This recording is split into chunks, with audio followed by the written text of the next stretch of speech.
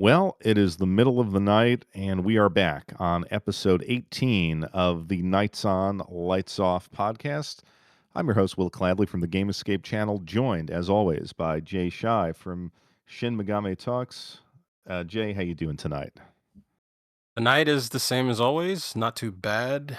We got a ton to talk about because a lot has happened. A lot of, I guess, things have shifted, a lot of moods have changed, and Gen Z is on the rise in the retro market. Yeah, I haven't been following that too closely, but I definitely want to get your take on that. I feel like our May episode is on the next to last day of May, and there has been a ton of news. So let's dive right into it. You wanted to talk about the Gen Z stuff, and you posted like a lot of interesting videos on a variety of topics where I guess Gen Z is rediscovering the pre-internet analog lifestyles. Why don't you tell us about that? Yeah, I think it's pretty interesting. I know that we spoke about this in season one too, when we were kind of speculating that this would possibly happen. It's weird that the, this podcast is somewhat predicting the future. I think that's hilarious.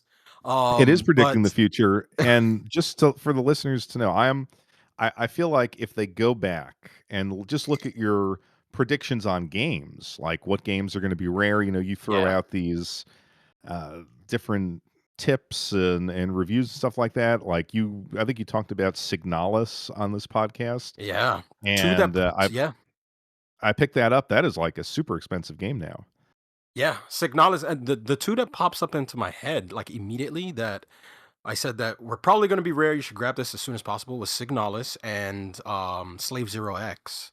Slave Zero X, the American print, has become very, very hard to find. It's not a common, it's not even an uncommon game anymore. It's very difficult. So yeah, we've said that. And this whole thing with Gen Z. I remember I was saying that in the beginning I thought, video games was going to kind of be the old man hobby, and the I never expected that the modern game industry would push the younger audience into retro. I could not have predicted that, because that's pretty much what's happening now is that because a lot of the younger crowd doesn't like the way modern games are. They're looking back to emulators, but when they play the games on emulators, they're kind of like I remember saying that I thought video games were going to become the new vinyl record. I remember I said that, and that's pretty much what's happening. They are looking at video games and older consoles as kind of like the new turntable for the generation that never got to experience it. They're going out, they're buying DVD players, they're buying DVDs. I found out that sales have increased on CDs and cassette players, which I thought was insane. So it's a lot happening. Especially there's a lot of YouTubers who are really young, 18 to I would say about 24, 23. They're discovering the PS2, the Super Nintendo. They're making videos comparing modern games to like N64 games, which I thought was very strange.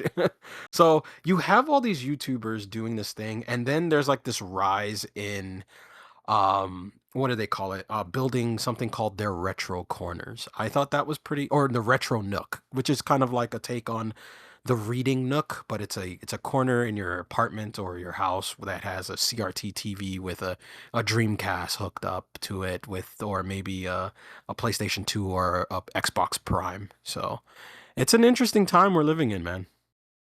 Yeah, I've seen some of that. I've seen the retro Nook stuff. I found that pretty interesting. I feel like some of the stuff you've posted has been basically this acknowledgement that retro gaming is pre-algorithmic. This idea that this was a time when we could interact with technology and basically not be under constant surveillance, not have the Yeah, technology adapt to us individually, but just basically have this, I don't know what you'd want to call it, like human machine interaction yeah, or a kind of mediated interaction. Like obviously people programmed it, but the programming didn't change. So I thought that was kind of a unique way, like that gaming is becoming for some of these kids like a domain of human freedom almost Yeah. based on their experiences. Yeah, it seems like what they want the most is to just disconnect. And I can't disagree with them more. Even I've done it. They've I'm not gonna lie, I've been wanting to do it for a while where I kind of wanted to just get away from YouTube. So I put a block on it so I couldn't access it unless I had to do like a password. It makes it frustrating for me to kind of sign in to YouTube. I just wanted to get away and not use it as much. But what it does is it actually allows you to shift your interest when you're because I noticed that you scroll more when you're going through YouTube, but when you're disconnected from the internet, you do other things more. You listen to music more, or you play games off your shelf more instead of, I think it's called doom scrolling. Instead of doom scrolling, you're doing other things. You're kind of taking advantage of this, and I think a lot of these Gen Z kids. They realize that a lot of time is wasted on the internet, so they want to kind of take control, basically, with what you're saying. I saw this girl. I forget her name. I should post her videos on the Discord, but she, definitely Gen Z. She basically made a video talking about how retro video games could actually be part of like a mental health regimen Yeah. where it's kind of you're playing the games for the same reasons you're saying, you're not doom scrolling, and that it's Hmm. actually connected to brain health. Yeah. And I'm like, Man, we have gone a long way." Because when I was a Yeah. kid playing video games, my brain was rotting Yeah. according to the experts. But But remember they said also that video games actually help with reading and, what was it? Hand-eye coordination. So it actually sort of helps, because there is some thought process to get through levels, there's problem solving and all those extra things. But, um, I think that, Gen Z just got tired of, the brain rot of just, scrolling through countless things. They kind of gotten to this point where they want to entertain themselves, but at the same time, there's that critical learning skills that gives them that endorphin rush, that we got as kids. So I think that's what they want. They don't get that reading. I mean, watching through TikTok or YouTube. You just kind of get I don't know what the drug is called. Not the drug, but the hormone that gets released when you scroll and you click the like button. And there's like a whole thing on it, but um that euphoria that you get, I guess, it's not the same as when you problem solve through a level and then you finally beat it and you're like, oh man, I'm gonna take that next step to that level 2 or level 3 or whatever. But yeah, I get it. it's funny. I've never been a doom scroller. I mean, I don't have TikTok, Instagram, anything like that. So I guess that's what encourages the doom scrolling. It's never been interested in that stuff. But I think one of the things that has kind of insulated me from this brain rot is that when smartphones first came out, I would always like disable notifications. Yeah. And I've done that to this day because I just found them irritating. Like, I don't care about a sale on Amazon. I don't care what some doofus on Twitter thinks about this or that. So I just shut all of that off. And as a result, like, I use my phone. In fact, I'm going to talk about mobile gaming a little bit later, Mhm. but I never feel the compulsion to stare at it. And the only time I doom scroll is like if one of my sports teams loses a big game, then I'll go on to Reddit and just read all of the complaints. But consider that a form of entertainment. So Right, yeah, right. I think this is great because I think we actually released a short. It had that picture of like an old guy in an alley in Akihabara begging Yeah, selling kids. games to buy his Yeah, and games. I feel like you know what? That's those kids are going to be lining up to buy those games. We may have a future for our collections. Probably, maybe. It's I would give it a couple of more years because I feel like a lot of people are hurting financially at the moment. I don't think anyone has the cash to buy the games, but give it a couple of more years, maybe. I think a lot of people, including, people in our age bracket, I think we've become more selective with what we buy. Um, and we don't buy as much as we used to. So I think there's kind of like a drought. And it's even from my own perspective, there's a somewhat of a drought as well. I don't know. I see what you post on the Discord, and I don't know. I'm always in awe. I'm like, oh man, he got that. I think you're still in the game. You're still I no, definitely. I'm in the game, but there is a drought. I'm not searching as much. I'm not pre-ordering as much. I've definitely slowed down. Interesting. Yeah, As I as a would matter of fact, I told you I actually canceled all my pre-orders. well, you did. You said that in the last episode, but you did that to kind of Oh. focus on the AES Plus, Right, and right. you got the whole first run basically. Well, yeah, So, minus one, that's minus pretty one. admirable. Yeah. Yeah, I mean, I would say that I've slowed down. I mean, I think part of it is that at a certain point, retro like SNES, NES, Genesis, like those things have become, I think, pretty expensive now, and I have much of what I want. Yeah. And as far as the, I guess, Switch stuff, I mean, you and I certainly got much of what we want for that console. So Yeah. there's not I haven't been doing like a lot of like the retro hunting. I do think sadly like the tariff stuff, obviously we've talked about this, has slowed down our importing, made us more selective on that front. I Uh, still do definitely yeah, I look at the Amazon sales, I look at Woot, I've talked about that. I think that's actually a good place to find some unusual, uncommon type games for decent prices. And as we talked about last time, like video games is a luxury. Hardware is becoming tougher to come by. So I think it's like circumstance too that's limiting us, even if we don't want to admit it. yeah, I agree. There is a for me, circumstance is limiting. For me, especially with the tariffs, that definitely that I mean, because I after doing all the testing, I was kind of like, man, I really need to slow down. Which I did do.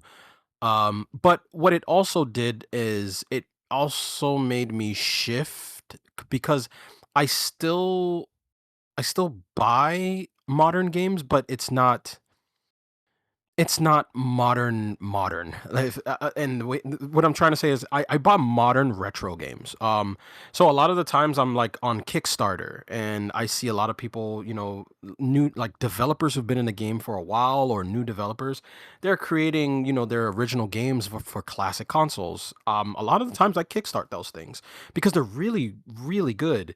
I was talking to you the last episode about the guys who did Damon Claw for the Genesis. They're coming out with the Neo Geo version that they're still working on, and they're coming out with a beat 'em up for the AES called Metro Siege. So I'll be kickstarting that if I can. And the guy who did Tanzer for the Sega Genesis, like 2 years ago, he kickstarted a new game called Metal something. I don't know. It looks like it's a running gun. So I'm buying, but it shifted my focus. So I'm more. I would say I buy modern games, but they're modern games for retro consoles. I'm just really into supporting these developers who want to create games for older platforms. Yeah, I thought that was pretty, admirable because you continuously, you're posting this stuff and some of it I do pick up, some of it was like what was the one that you had posted about recently that was like 300 euros and I was like, "Ah, man, I can't." Oh, that. Oh, okay. So, yeah, we need to talk about that. So, are you talking about Gladmort? Is that what you're talking about? I think so. Yeah, it was the one that you So, had posted and I was like, "Ah, I'm out. That's too rich for my blood." well, okay. So this is the thing. Last episode, I spoke very highly. I was like, AES would never. I can't buy a game that's $300 more. I just can't. That's crazy. Anybody who does that is crazy. I was saying this. I mean, I've been watching this game and I don't know why, but I've been keeping my eye on it on Pixel Heart, and I noticed something. Something about it just told me, you know what, Shy, just keep your eye on this. For some reason, I got a weird feeling about this. Luckily, Pixel Heart left, and that's why I was sending you pictures. Pixel Heart left counters on the game. Like and I remember looking at it, it was like 51 copies left, and it's been at 51 for months. This game came out 2 years ago. It's been at 51 copies left for, I don't know, like a year and a half. It's been like that. As soon as the AES Plus got announced, something told me just keep my eye on it. I kept my eye on it for a week, and one day it went down to 49. And then I was like, okay, like a couple people bought it. All right. I checked it the next day and I sent you the screenshot. It went down to 46. And I was like, okay, people are basically paying attention to this. Let me grab a copy. It's going to hurt. Just do it. I grabbed a copy. 3 days later, it dropped to about 32 copies. And I was like, okay, people are buying this. And I think it took like a week and a half and it was sold out. It was gone. Everybody knows that everybody who's in the AES market was basically having the same idea. This is a game that is reminiscent to Ghouls and Ghosts, but it runs on the AES. And it looks phenomenal. It's very beautiful. But it just looked like a gem. What I thought was funny was that when it dropped down to about 19 copies, it kind of stalled out there for 19. And then I think that YouTuber, what's his name? I sent you his video. I don't remember what his name is, but he's the guy that has like a large collection that wanted to open up a museum at some point. What's that guy's name? John Hancock? John Hancock, thank you. He did a video out of nowhere. He was like, oh, I got a copy of Gladmort. As soon as that video came out, instantly sold out. It was gone. Instantly. So it tells me two things. People are paying attention to AES, and they don't care if the price is high. The other thing is people are preparing for this because they do want to. They're out there because I'm not gonna lie. The tariff hurt because Pixel Heart is in France, I think, and that tariff was pretty high. But it's gonna take a give us an while. idea. What was it? The game was, So I think, 280 euros. no. 280 euros was for the MVS version. The AES version is 360 euros. So that's Oh running my about god. $410. But man, the tariff hit. When the tariff hit, it brought it up to about 450, 460. It's around there. Um, but uh I'm getting this idea that the total, to answer your question, the total came out to about $460. Um, but what this is telling me is that, all right, so people are willing to spend this money for AES games. That's one.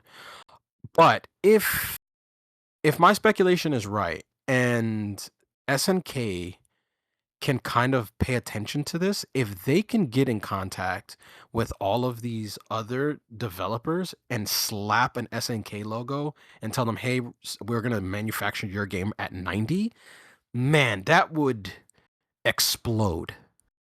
That would definitely explode. They need to get in contact with all these people from Kickstarter, because Gladmore is a Kickstarter game. It's just that Pixel Heart was publishing it and selling it on their website, but they're selling it at that kind of, AES price because it has like a bunch of what is it? It's like dual chipped or something like that. That's hard to get or something. I don't know. That's part of the AES experience that I can't do. I can't pay. It's To hard, man. me, Yeah. and it's funny because I think we sort of push up against the limits of value when we do Yep. this. At least for me, I'm like, okay, this is a old school, classic, beautiful sprite based game, Hmm. and yet I don't think that is worth $460. Just I don't think there's any game that you could show me where I would say like, oh, I'm willing to pay over $400. I think 90 for the AES games, like that's Yeah. pushing it. That is And pushing it. It is. and then you're in a situation where, all right, when do you go over $100 for a Mhm. new video game? And I've only done it probably maybe 15 times in my life, as a Right. collector where I've consciously paid over 100, and Yeah. I just can't do it. I don't know what it is. And there's nothing wrong with that. Like it's hard to do. It was hard for me to pull the trigger, but for some reason something told me just grab it. But I will say this. What I've noticed is that so Neo Geo, and I actually talked one of my friends out of getting one. And the reason why I talked my friend out of it is because I think he never grew up with the Neo Geo. He didn't know what Neo Geo was until he kind of met me and my buddy. But I felt like he was diving into it, and I kind of talked him into getting one or pre-ordering one. Because I knew he wanted to be a part of like the club. But I talked him out of it because I was like, look, if you get this thing, it's probably not gonna be the thing you want it to be. And at the same time, it's it might be very expensive to get the games that you want to play. Um, but Neo Geo, even now, to be honest with you, is still an elite console to buy for, or even to collect for. I noticed that the only way I was able to even get Gladmort was I had to cancel all of my pre-orders. And the reason why it was kind of okay for me is because you know me.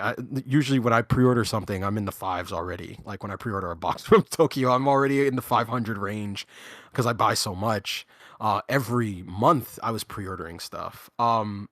With if I noticed that if I wanted to, let's say, focus on Neo Geo, this would actually slow down my spending. Only because if I'm only looking to not buy the classic games, but I only want to support the Kickstarters only come out once in a blue, right? So I can kickstart a game, let's say it's 400, $300 here, and then 6 months down the road, I'm not buying anything else because I'm waiting for that next Kickstarter if it should ever show up.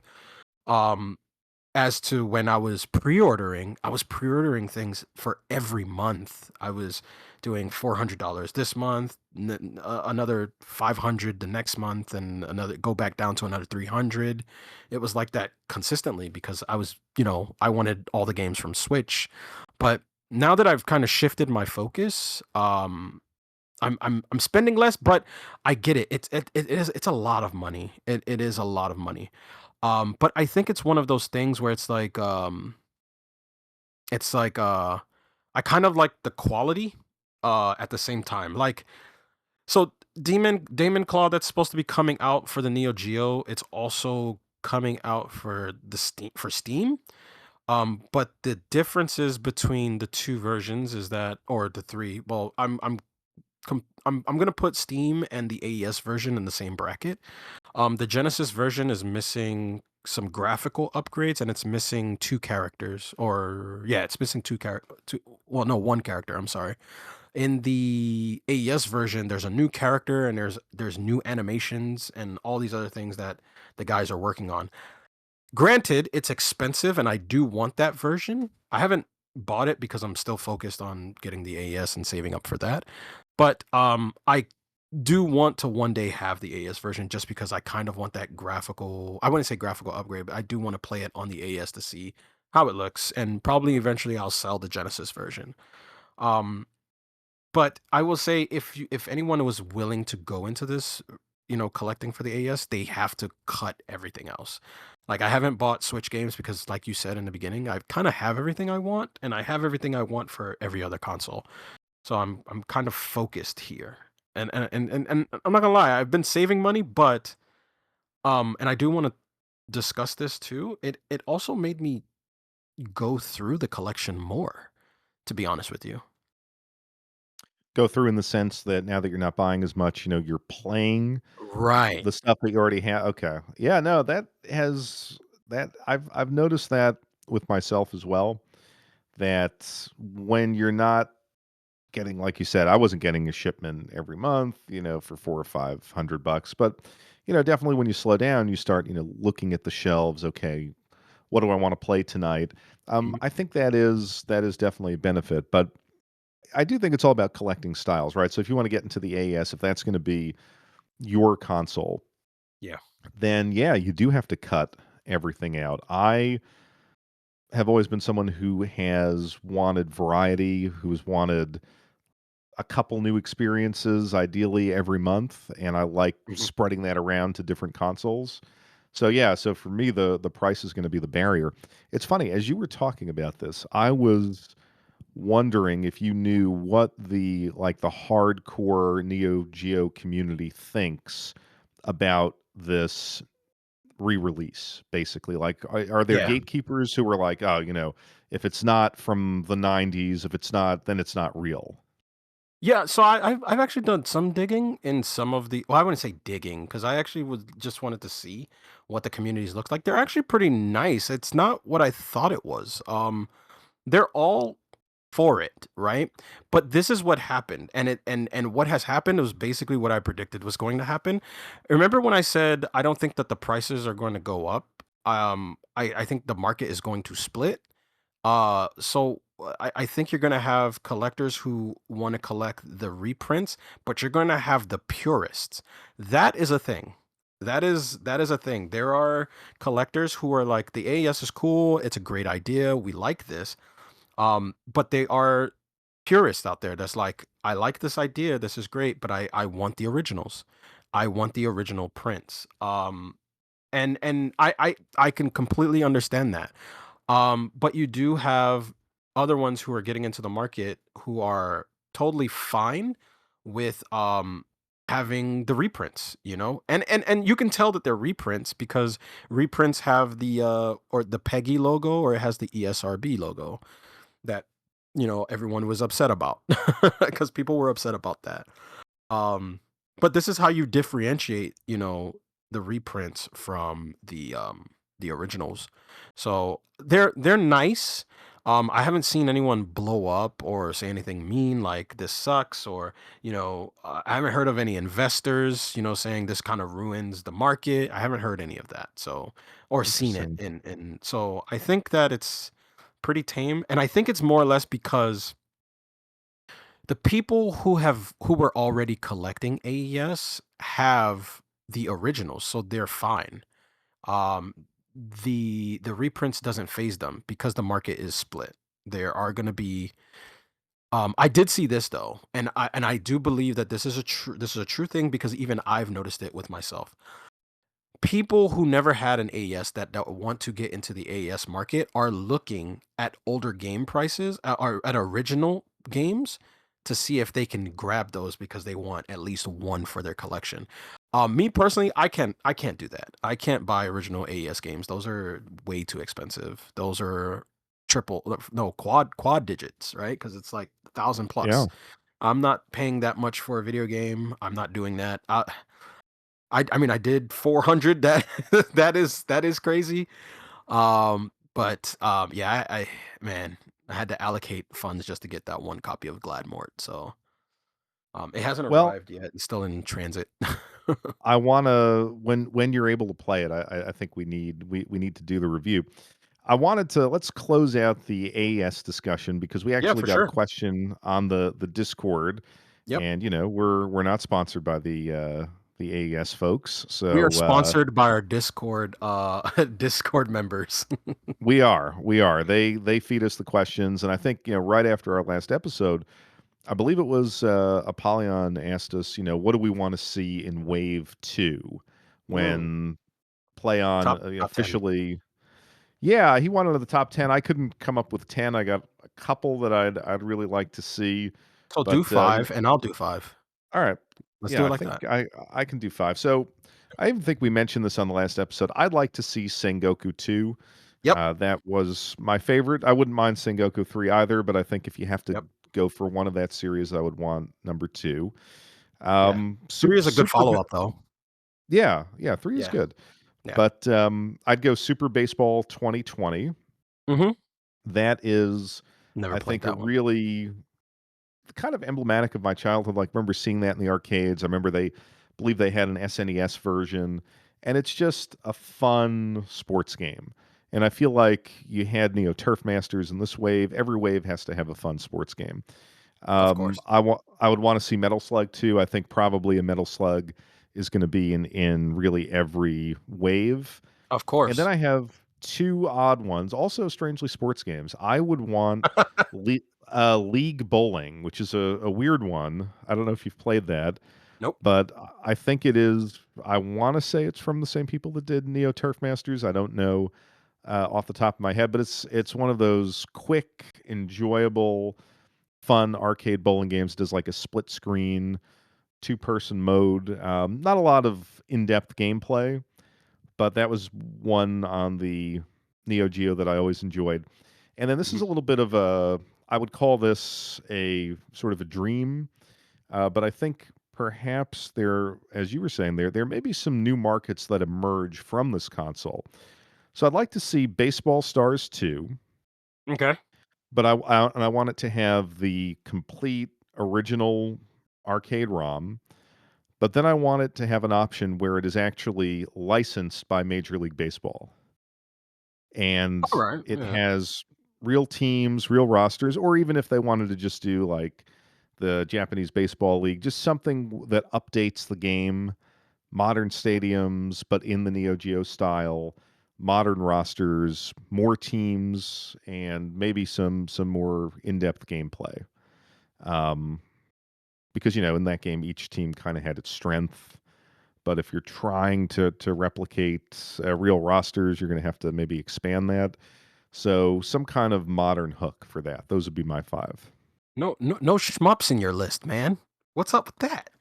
That's I just whatever came to my head. That was what came to my head when that question was asked. Okay, okay. Well, here I'll throw in a shmup. So I agree with the Sengoku too. So I'm gonna well, I can't second that because you already got it on your list. So let's all right. So it's 10. So let's start with Last Resort. I would love to see Last Resort get into probably wave two. That's a shmup that kind of reminds me of Devil Engine. So I felt like Devil Engine was created, using Last Resort as kind of like its base. So we need a shmup. We need another shmup. I'll go with that one. Next, as I'll probably go with a beat 'em up, which is probably Mutation Nation, which is one that I really want. Where you basically are two dudes. It's kind of like Final Fight, but with powers too, or different weird SNK super moves. It's a really cool beat 'em up um, that I like, and I played it a ton as a kid. Another one I'll probably do would probably be, and I know this is another shmup. Since you got two sports games, I'll do two shmups. I want to see Andro Dunos make a release, but I don't think that's SNK. I think that's Visco, isn't it? Yeah, I think it's yeah, I think I it's think Visco. so. So I don't know if they'll be able to do Andro because I think Pixel Heart owns that company. So can't do That's can't a do solid one. Andro. Yeah. Maybe Aerial Fighters. That's a good one. Aerial Yeah. Fighters was pretty good. Um Aerial Fighters is kind of like all I know one of the pilots is a dolphin. I remember that. So that's that's pretty trippy. Another one would probably be do you remember Rage of Dragons? That's a fighter. Do you remember I that? do It's kind not. of like I do not. Rage of Dragons actually got a re-release on the Switch. It's called Rage of Dragons Neo. It was basically supposed to be a double dragon fighting game, but I guess they lost the license, so they couldn't do it anymore. Um, so they just kind of renamed it. I played it on it. Why are Neo Geo fighters so hard? Is that like a thing? Is that like their thing? We got to make every game just really, really hard. Yeah, I mean, of course, arcade games, they wanna eat your quarters. I think, they were trying to, I think, differentiate themselves a little bit from Street Fighter. I actually watched a video on this, like, talking about just the different baseline strategies in a Neo Geo fighter, whether it was spacing or jumps, and it struck me that how you control space and aggravate and kind of manage the game Right. is different from Street Fighter. So I always thought they were difficult because I was in that Street Fighter mindset, and then I saw this other fighting game with beautiful graphics and wanted to get on it and play, and it was always off-putting because the skills didn't quite transfer. Mhm. Not that I had great Street Fighter skills, but that's what I knew as a kid, and that's kind of like my baseline. And still to this day, I find like I have a few characters that I can play decently enough in King of Fighters, Fatal Fury, but if I pick a character that I'm not familiar with, I find them to be insanely difficult. Okay. Um, Now my last game is probably a toss up between because I like beat 'em ups, and shmups. And I don't know which one to pick, but if I had to pick a shmup, it'll probably be Blazing Star. Or if it's a beat 'em up, it'll probably be Burning Fight because Burning Fight doesn't look great, but I mean it's another beat 'em up. So I'll go Burning Fight. Blazing Star is fantastic. But I've already picked Last Resort, so I don't want to pick another shmup. So I'll go Blazing Burning Fight. I'll go there. Now, is Burning Fight I'm trying to see because a lot of these games sort of blend together a Yeah, little they do. bit. Is Burning Fight the one that was SNK's kind of answer to Final Fight? Correct. It looks Okay. exactly the same, but it moves like very stiff. It has very Yes. stiff looking animations. But there's a character in there that looks exactly like Guy. He looks Yes. exactly like Guy. And I was just like, oh, this is Guy. And if I recall right, like they had, it was a standard beat 'em up, but then you could also do, I guess, special moves that were fighting input based. Like you could do Yeah. like quarter circle, half circle type stuff in that game. Yeah. Well, I'm not sure about that because I mean I was just standardly just walking, just punching everyone. I don't know if it had Okay. inputs. Maybe it did. I know I a might lot be of confusing those that. I know a lot of those Capcom beat 'em up started doing that around Final Fight 3. Like around the time when AVP, Capcom's take on Alien versus Predator, when that came out, they were doing that type of stuff, like the inputs, because one of the Predators had a Dragon Punch or a Shoryuken. I remember that. Okay. Interesting. Yeah, maybe So I'm we gave confusing that. so we gave you 10, we gave you guys 10 games we would love to see on the AES. Now we're gonna see if we're predicting the future here. So stay tuned for that. Another few questions came in. We had the question also from Apollyon about what are our favorite uncommon video game environments? I thought that was a really interesting Ooh, question, and I had to uncommon? Mm, uncommon, like non-standard environments for video games. uh, that's an And interesting one. yeah, I had to, and I didn't want to use what was posted. Like I think Mulch posted maybe Psychonauts. That was an uncommon environment, right? Because it was actually in someone's mind. Right. Psychonauts 2. So I had like two answers that were people could predict them from me. I'm like, for me, it was always like the Yakuza series and the mini games and ramen shops and cram schools and soaplands and things like that. But I always talk about Yakuza. I always thought the Konbini was an interesting video game environment, the strategy game where you have to manage a Japanese convenience store. Hmm. Talked about that. You mentioned and suggested a game called Furaiki, the kind of Yeah, the motorcycle motorcycle game. tourism Yeah. journalist game. Like that was a very unique kind of atmosphere. We were going around to really small locales in Japan and taking pictures and writing blog posts about it. So those are the only things I could think of as far as like The, ones the, that struck me as unique. But I do have some historical examples. Like I feel when I played the original Fantasy Star and you had that connection between sort of the overworld top down standard mhm, RPG environment and then kind of like the first person aspect of it. right, Like I thought that was a very uncommon environment when I first saw it, even though it did have some, that style did right, have a history, and we even talked about like something like Final Fantasy VII when you leave Midgar.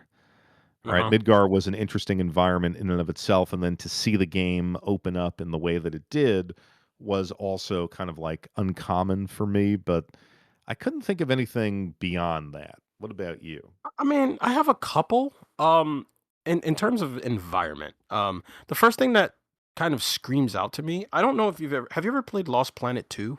Have you ever played that? I have not played that series. Okay, so there's a segment in Lost Planet 2, and this is screaming out to me because I do remember this. Um, it was kind of like a four-player cooperative shooter where you fight giant bugs. It was basically Starship Troopers, but for 2007 kids. Um, there's a level where you would fight a giant fish.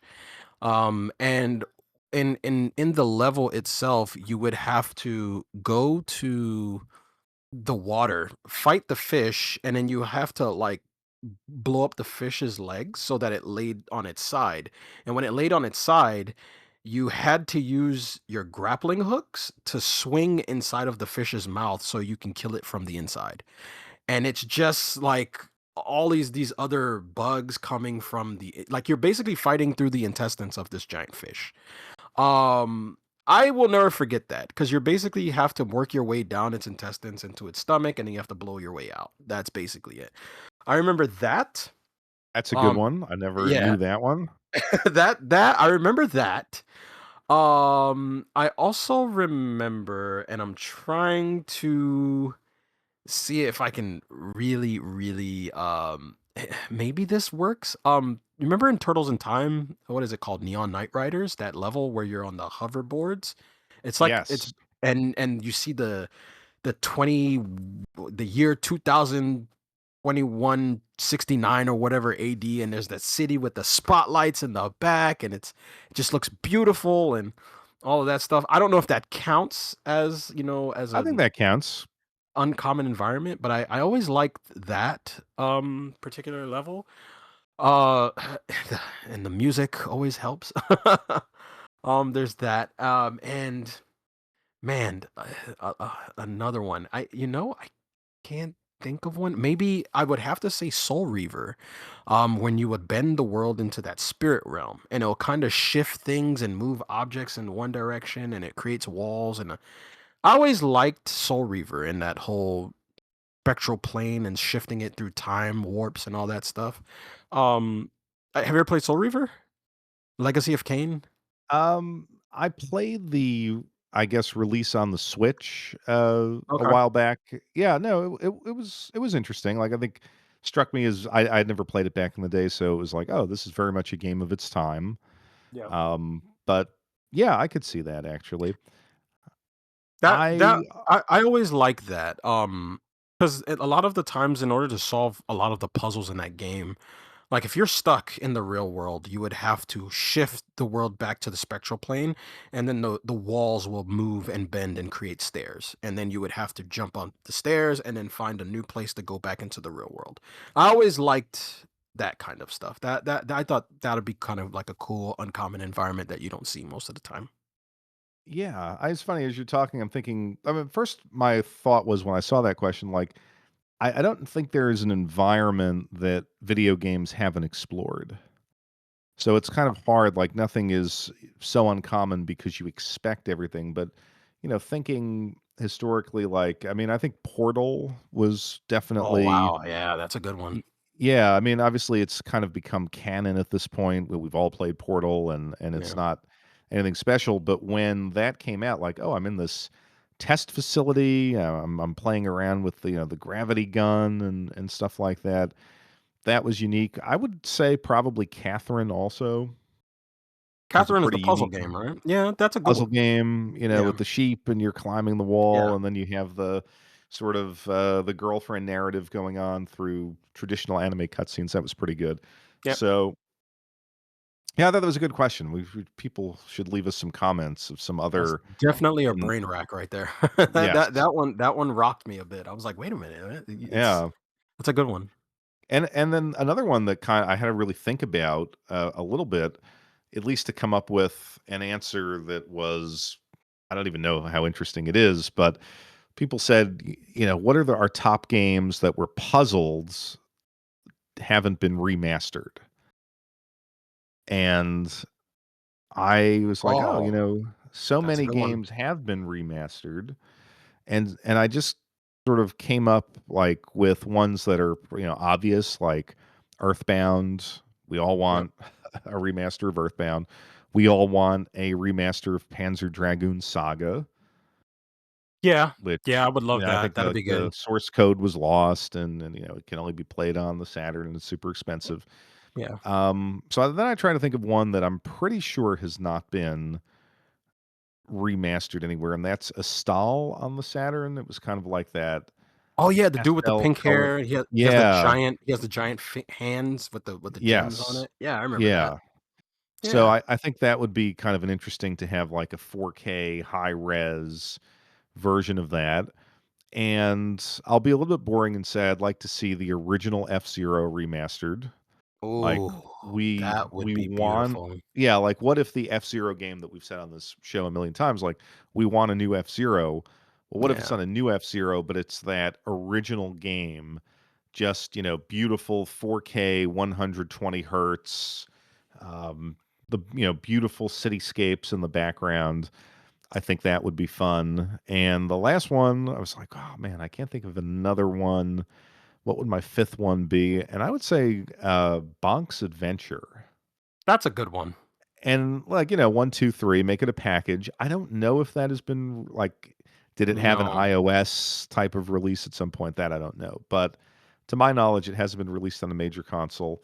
that's a good one. And give us a version that kind of fixes some of the slowdown, like if you did the whatever you wanna call it, the headbutt flips, you could kind of Mhm. levitate through the level and it would slow down a little bit, clean up some of those sequences. I would definitely buy that. Yeah. Those are some good picks, man. What Those are some about really you? good ones. What do you Top got? 5. So my top number 1 game, I'm gonna start with number 1, would probably be Valkyrie Profile. I would love a remaster to this game. The game's story is fantastic. The visuals for the time was great, even though it was pixelated. It it wowed my brain at the time at how good that game was when I played it. I would love a remaster to Valkyrie Profile. My second one would probably be I'm gonna pick a lot of PS1 games. My second one would probably be Vagrant Story. I would love to see that game remastered, not remade, remastered. Just fix up the visuals, do some quality of life changes here and there. I would love to see Vagrant Story. Vagrant Story is a pretty good one. Um, Another one is have you ever played a game called Galarians? I Have you have ever heard of not. that? No, It's a I've PS. never heard of it. It's like a PS1 survival horror, but it's not survival horror. It's like in terms of saying PS1 survival horror is because it has fixed camera angles, and it's about a kid who's stuck in a lab, and he finally wakes up and he has psychic powers, and enemies that come up to him are like evil scientists that he can basically make their heads explode with his psychic abilities. But the more you use his psychic abilities, they give the character headaches, and you can potentially just accidentally kill the character. So you have to take like constant drugs to keep the headaches from coming as the more you use his powers. Wow. Galarians is fantastic. It's a bit you have to be into playing something slow and methodical. It's not something that you can just, oh, I'm gonna play this game and have so much fun. It's really slow. It plays like a survival horror game, and it has like a creepy feel to it. Basically, 1997. What do you call it? Cyber horror, I would call it. So it Okay. has that feeling to it. It's That is pretty a cool. great pick, so I wanna play that now. Yeah, Galarians. Look it up one day when you get a chance. Look up Galarians on the PS1. My next game would probably be I would like to see the very first Splinter Cell game have a remaster. I really like the Splinter Cell game. I like that stealth genre where, getting caught is very, very um it can mess up your run of the level getting caught. So you have to be slow. You have to take your time with it. Um, I just love that kind of stuff. I like slow, methodical kind of stealth games where you can be sneaky. The other one, my last, would probably be one. It doesn't matter which one it is, as long as it's not Z. I would like to see Tenchu get a remaster. I don't care which one Oh, it is. that's a very good one. I would love to see That's a Tenchu. great call. Yeah. Give me a ninja assassin game where I can use my grappling hook to scale people's rooftops and assassinate them. That's it. One of them. I It's don't fu care which one it is. it's funny that you said, Tenchu because I was also thinking, what about Brave Fencer Musashi? I was going to pick that. That was one of ones that was on my list, but I was like, man, but I really would love to see Galarians. Brave Fencer Musashi is really fun. Um, do I want to see a remake of that? Yeah, I would love to see it remastered. Give it some extra. Keep the gameplay the same. The asymmetrical view, the whole time management thing that you have to pay attention to because you have to. Certain quests show up at certain times of the day, and I kind of thought that was intriguing. Um, I like that game. Have you played Brave Fencer? I have. I remember getting that, I wanna say for Still have that game. yeah, I wanna say I got it for Christmas or at some because it was one of the games, one of the first games that you could use the DualShock controller, if I'm remembering this correctly. Is it? And I remember for some reason, and maybe it was just me, like, I got that game and I got the DualShock at the same time, so I assumed that they were Hmm. connected, and I thought it was supposed to be like a Zelda killer because it came out a little bit before Ocarina of the, Time. yeah, the Ocarina of Time. Yeah. So, I remember playing it like, "Okay, I want it to be better than Zelda," and I saw it in the magazines, really liked the screenshots, and I had a good time with it, but it wasn't a Zelda killer. It wasn't a Zelda killer, but it's really good. Yeah, It's really, really good. and I don't even like the 3D Zeldas as you know, I'm not a huge fan, Same, same, same. but if I'm being fair, Ocarina of Time was a much better game than that. Me personally, I wouldn't say it was much better because I do have Ocarina of Time. I do prefer to play Brave Fencer Musashi, but that's because I have so much more nostalgia for PS1 pixels, So I'm a bit biased there. Um, and that's a good pick. Brave Fencer Musashi is a good one. I gotta go rediscover this one now. I haven't Brave played Fencer? that. Yeah.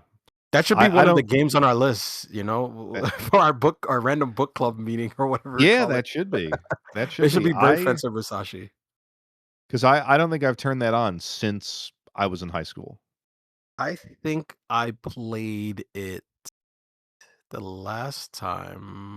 Oh wow! You want to know how long it's been? Like 2017 was the last time I played it. Wow.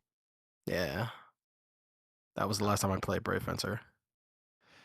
Well, speaking of our book club, our little challenge where we randomize our collection and we both pick a game that to talk about. Last month, or I guess early this month, the randomizer spit out Persona 4 Arena Ultimax, and I was Yep. curious, did you have a chance to kind of delve into this one again, and what did you think?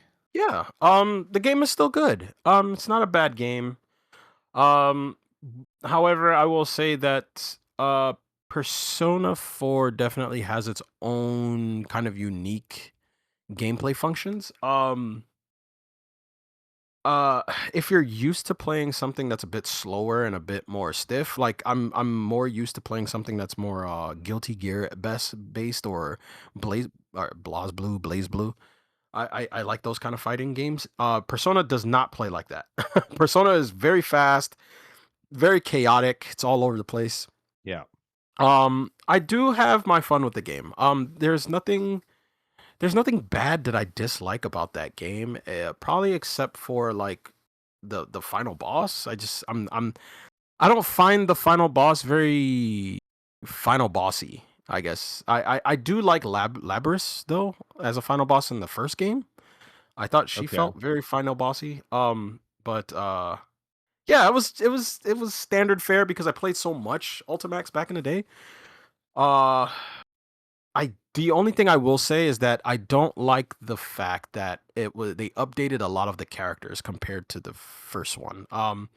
There are certain combos that you're able to pull off in the first game with certain characters that don't work in Ultimax, and it's because I guess certain characters were just too overpowered. So they toned them down in the sequel. So I had to change a lot of my playstyles because in the first game I was playing Elizabeth most of the time, and Okay. they downgraded one of her combo links in the second game, so you couldn't do it. So I just I had to scrap her, and I decided to learn Adachi. So I learned him. I love that character, and the what's his name? I think his name is Yosuke. Who's the boxer? I forgot his name. Oh, I'm blanking. I I don't know think if it's Yosuke. Is it I Yosuke?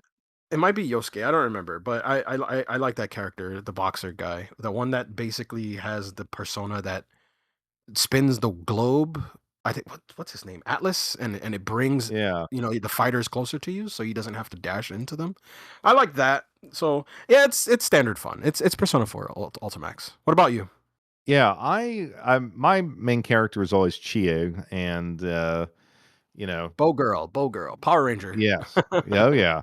So, I kind of always had I didn't play, like, a ton of it, but back in the day, I always preferred the first one, and Yeah, me too. Ultimax Yeah, kinda struck me as, it just wasn't. It was a it little bit was. more of the same and yet somehow not as enjoyable. It's basically Super Street Fighter 2 Turbo, basically. Yeah. But, I mean, the fighting system, I thought to myself, like, if I'm being fair, kinda going back to it, the fighting system was unique where you'd have your base moves, and you'd Mhm. have all the persona moves, and it wasn't all that difficult to evoke the personas, it was just part of the fighting style, Right.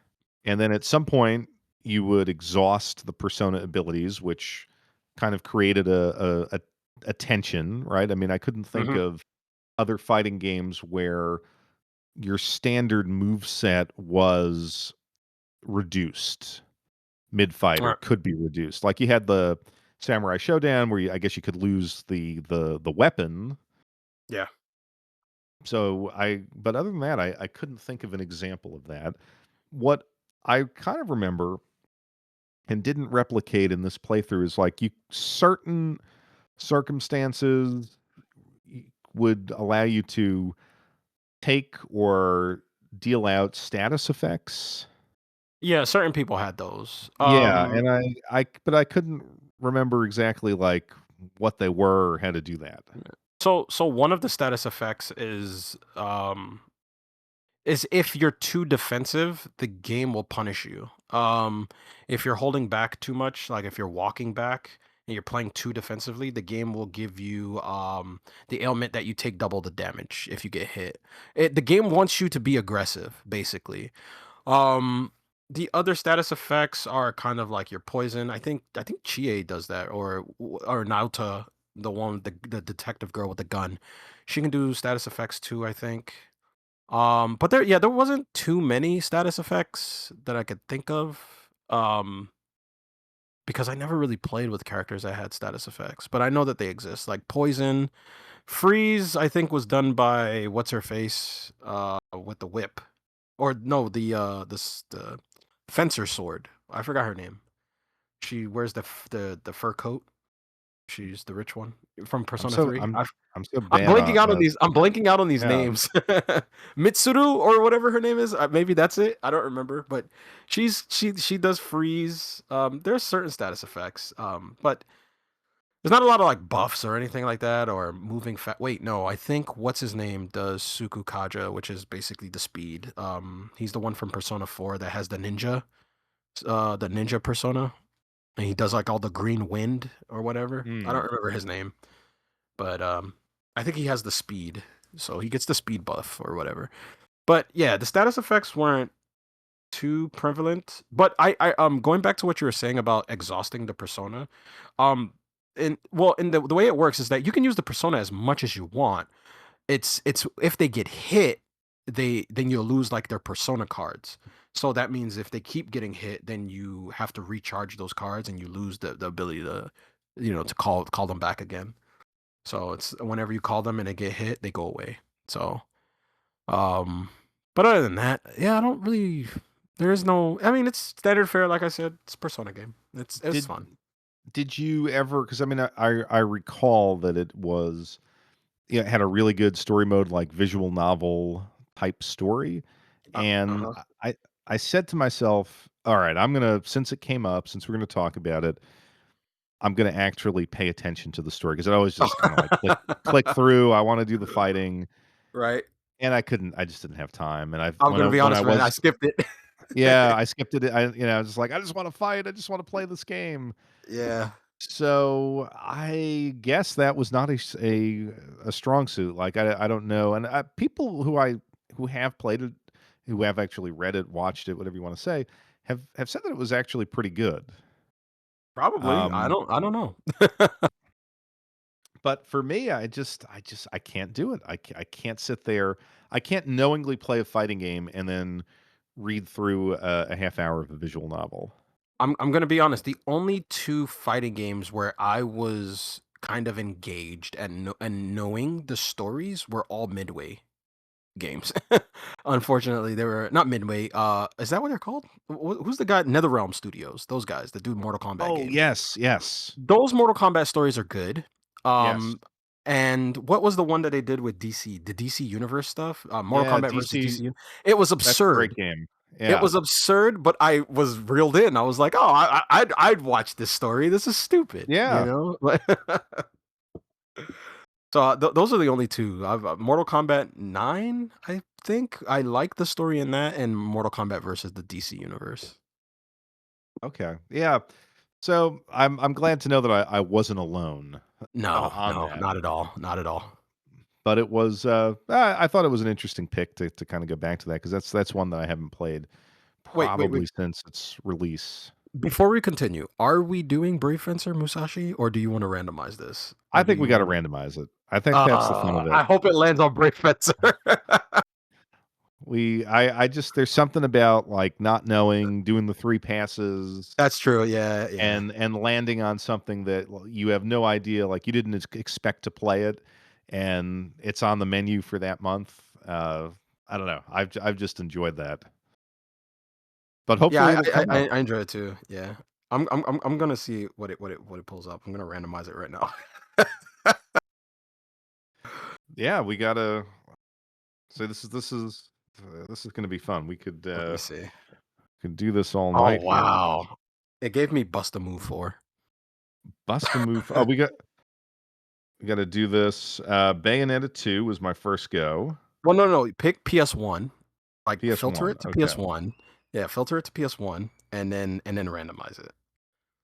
I got Bust a Move 4 because for the listeners, this is what we usually do. We usually pick we randomize it 3 times, and in the 3 games, we out of his 3 and my 3, we pick 1. Um, so that we get multiple games. But we do it for 3 separate consoles. Sometimes it'll be Sega Genesis, Nintendo Wii, and then Switch, and then something like that. All right. So So here's my first one. I got Bust a Move 4 for my first one. MLB 99. I know I you do want to not play that. It's a good game. That is a I good do game. not own that. I would have to buy it. All right. My second one My second is one. Symphony of the Night. Ooh, that's a good one. My second one is Twisted Metal. That's a good one. That is a good one. I have not played that in a long Oh, time. I don't know wow. if I own that. My third one's a very bad one. Very bad. My What third do you got? Dragon Ball Z Ultimate Battle 22. Okay. That's Yeah. bad. That's so bad. My my last one for PS1 is Tail Concerto, Which one's which is that? that is a Japanese RPG. I'm trying to see who released it. It's a Bandai game, 1990. It actually bought this with believe it or not, with Oscar from the Discord. Oh, wow. We were game hunting last summer, and this was a think he recommended it to me, or I just kind of came upon it, and he was like, "Oh, if you're trying to decide between this and another game, go with this one." Mm. But it suffers from the lack of a second analog stick, so it has that sort of Mega Man Legends way of maneuvering the camera. Right. So yeah, I don't know if that would be a great one, but Symphony of the Night. I think Symphony of the Night though Right. is while it's a great game and we always want to replay it, like I think it's too obvious. Like a lot of people love and have nostalgia for that one. Yeah. So we Symphony of the Night gotta is we very gotta easy. we gotta look at in the direction of the Switch, maybe PS2, and we'll stay tuned and we're Yeah. gonna come up with that. Yeah, we'll do Switch and PS2 later into the night. Yeah, but I think all of our listeners want it to be MLB 99. You Oh got wait, Vin speaking of that, Scully. I Yeah. will have to buy that game, but I do want to talk about this. So, as you listeners know, Will has been trying to get me to play a Gran Turismo game forever. Uh, I did take his advice and I did purchase one. I got my hands on a copy of Gran Turismo 4 for the PS2, and I Awesome, did. awesome. I I've been did. waiting for this. What do you think? So, while I was playing it the first night, I hated it. I really, really hated it. Then I did what I used to do back in the day. I was like, you know what? Let's take our time with this. So I took the manual and I took it to work. And I started reading it at work on my lunch break. And I was like, ah, okay, so this is what this means. Ah, got it. Okay, doing this. Came back and everything made sense. So I understood the number in the center of the screen because I didn't understand that at first. There, so like when you're driving, there's a number. I guess it's the gears that you're in, and it's alerting you at the gear that you should be in to make this Mm, turn right. that is true. Yeah. And I didn't understand that when I started the game until I started paying attention to all of the game's UI. And I was like, "Oh, okay, so this is what this means. This means that if I want to make this turn in the right way, I have to be at this gear so that I can make the turn." You have to pay attention to everything on here. I went through the first two, what do you call it? License certificates or whatever you want to call it. Yeah. I went through that and I was like, "Oh, this game is pretty good. It has all the cars that I want. Nissan Silvia, it has the Acura Integra. I didn't see the Mitsubishi Eclipse that I wanted, but that's fine. It's the older version It's gotta that be I in there. want. There's gotta be an Eclipse in there. But I did find my Toyota Supra that I love so much, so drove that around for a bit. But it has a lot of cars that I completely forgot about, the Subaru Impreza. I had a lot of fun playing this game. I was shocked at how much I was having fun. I did enjoy the rally racing more than everything else, I would say, because that's more of like drifting and it's muddy, it's slick, it has a different kind of play style. I really like that. The environments are really cool. I love the circuit racing. Yeah. Not so much of the standard level track races because then the game feels too much of a simulation to me. But like all of the stuff that's like in the city, it's in like France or Italy, and you're driving through cityscapes. I love that stuff. But yeah, I was too harsh on Gran Turismo's, and I will say this: I am a proud owner of four, and I do enjoy it. So that let's just keep it at that. I did enjoy it. It's music to my ears. Yeah. I think it's a series where I mean, they of course, it was always called the Car PG, Uh-huh. the it always had that moniker, and I think if you really play it the right way, like you said, if you put it on manual transmission and you take the licensing seriously and you actually take the time to like drive around in the quote unquote shittier cars where you're going at a lower speed, but you're Yeah. kind of understanding how the game wants you to drive. And then you progress up and you start really caring about the cars, Yeah. Yeah. which I feel like in a lot of the games where you're just, you're getting credits left and right and you can buy everything you want immediately when you're tied to like two or three cars and you really have to grind and win races and think about the modifications that you want to put on and what your strategy is to kind of like go through the map and how do you want to sequence your events. Um, that is strangely appealing. Like, I don't Yeah. know that I have the time for it now, but when I got that game, and also with previous Gran Turismo games, like, I felt connected to the car in a way that I wasn't in any other racing game. Mm. Yeah, But I can honestly say that because the cars are older, I am more intrigued because I don't know a lot about the newer cars that come out nowadays. I know they look good, but a lot of the times I'm looking for something that I grew up loving. And Gran yeah. Turismo 4 falls in between that section. There's cars that I've never seen before and I've never heard of. And then there's cars that I knew about but never driven. And then there's cars that are like classic and I love. AE 86, that's Oh, classic, yeah. that's classic, what initial drift or Initial D, initial yeah. D, yeah. Um then you have, like I said, I went straight for the Nissan Silvia because I love the Nissan Silvia. Um, oh, even the R34, the Nissan Skyline, Oh, that yeah. stuff. So when I see those cars and I'm just like, I was excited. I was like, oh my God, it has every car I love. It's like, yeah, all right. And then I'm just scrolling down, like, what do you mean Alfa Romeo? What do they have? And I'm like, oh, okay, Audi's here too. Okay, cool. So yeah, it was fun. It's really fun. I was playing it for a bit and then I noticed I kept playing it and I was like, okay, yeah, I'm kind of hooked now. I didn't think I was gonna be hooked into a simulated a racing simulator because racing simulators tend to be um they tend to be very they kind of pigeonhole you into a racing style, but this one felt like you were trying to overcome learning the game. Like you have to really learn it. Yeah. You can't just race and then hope for the best. Like you basically can't Need for Speed it. Like Oh, in Need yeah, for absolutely Speed, not. I can hold X drive, and then if I see a corner coming, I'll switch to my handbrake and I'll just drift around a corner and I'm okay. You cannot do this in that game. You will spin out the car. you you kind of have to learn the mechanics of the car and the game because every car does feel different, which was surprising.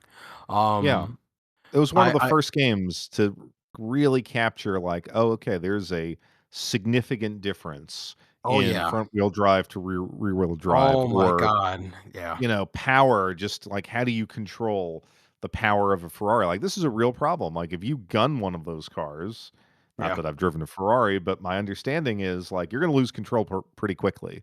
Yeah, I felt that playing the game too. Like, if you, for one, like if I remember I was driving, I think it was the Nissan 350Z, compared to the Toyota Supra.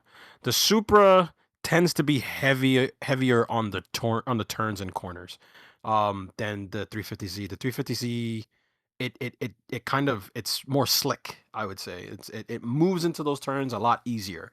With the Toyota Supra, it's like very good on the acceleration, but when you try to take those turns, you really have to dial it back a lot sooner than the 350Z. So I enjoyed that kind of difference. It felt good.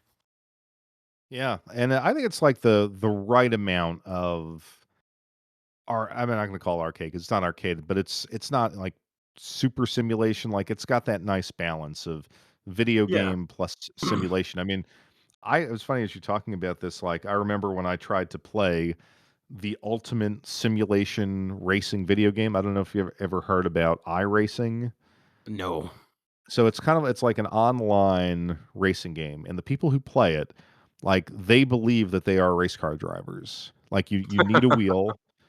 I don't even know Wow. if you can sign up without a wheel, but back in the days when I had my racing wheels, it's like I wanted to try it, and you have to join a league, you have to qualify, and when you're driving it, it's like you really do have to pay attention to tire degradation and fuel consumption, and, like, if you cut a corner, people will be really pissed at you, and I'm like, "You know what? I don't wanna do this." It's like, let me just play. Like, racing should be fun, but people took this as like an actual sports league. Wow, that's crazy. Yeah, so not interested in that, but I think Gran Turismo kind of strikes a nice balance. And believe it or not, like if you play even the new one, it's still, even though it's become, I would argue, more arcadey or more video gamey over the years, it still has that nice balance that games like Forza or Grid or things like that, they don't capture that. Like there's still that nice attempt to be a little bit more restrained in Gran Turismo. Yeah. So I have got an interesting kind of focused we've got your number Uh-oh. segment if you're up for that because we're on number This 7. this kind of scares me.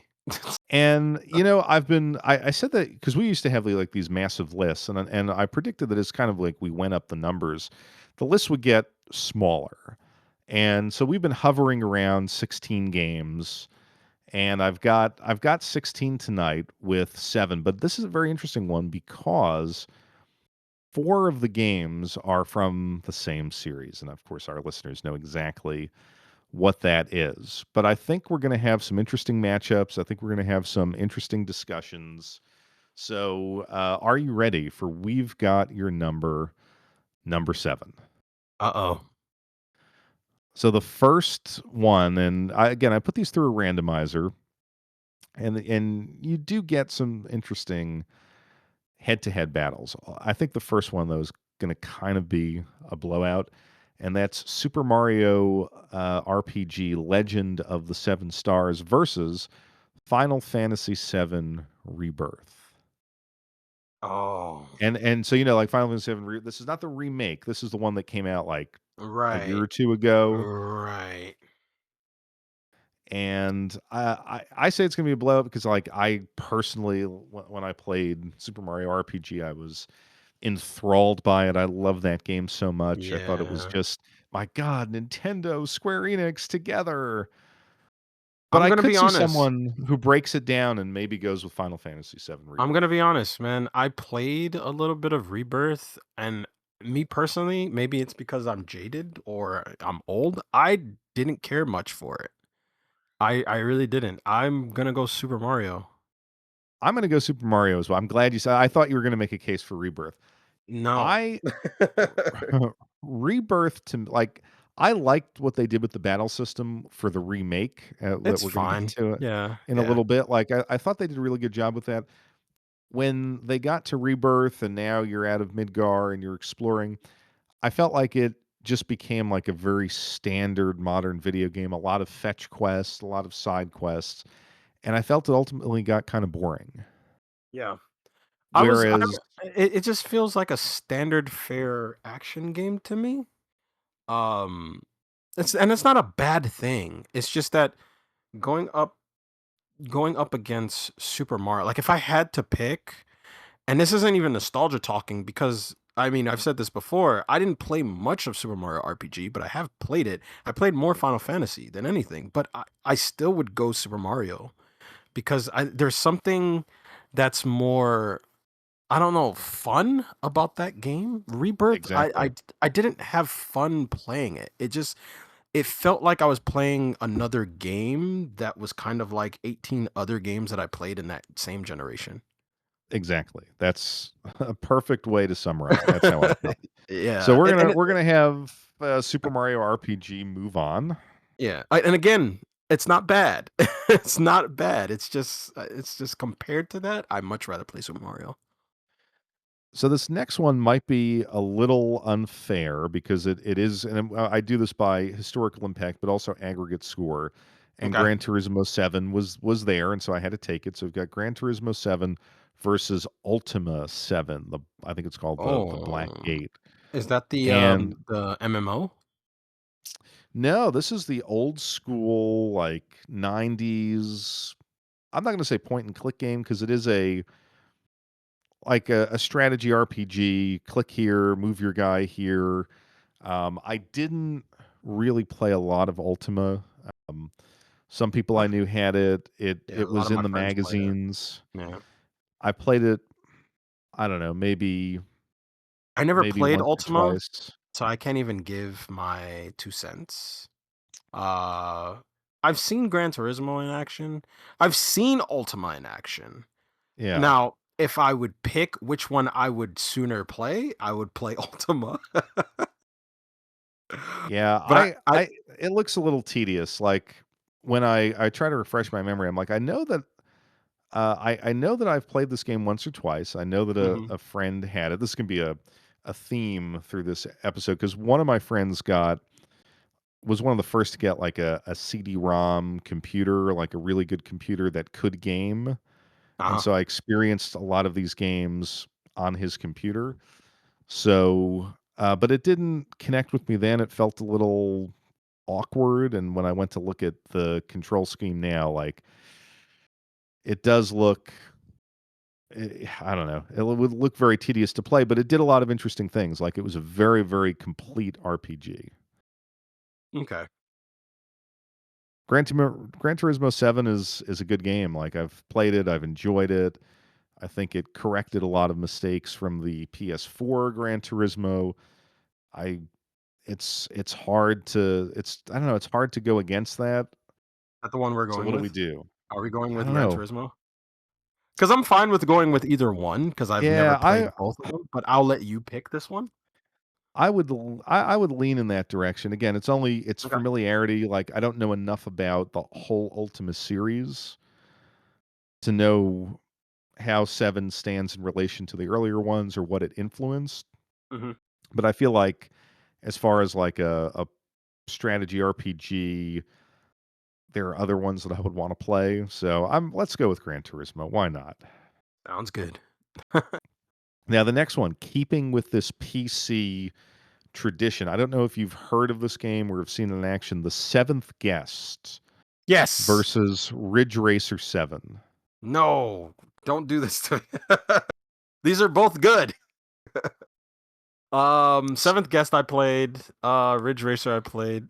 The problem with Seventh Guest is that you have to be in the mood for Seventh Guest. Yes, It's precisely. not it's not bad. It's just it's like a good visual novel. The mood's got to be right. I would go Ridge Racer with this one.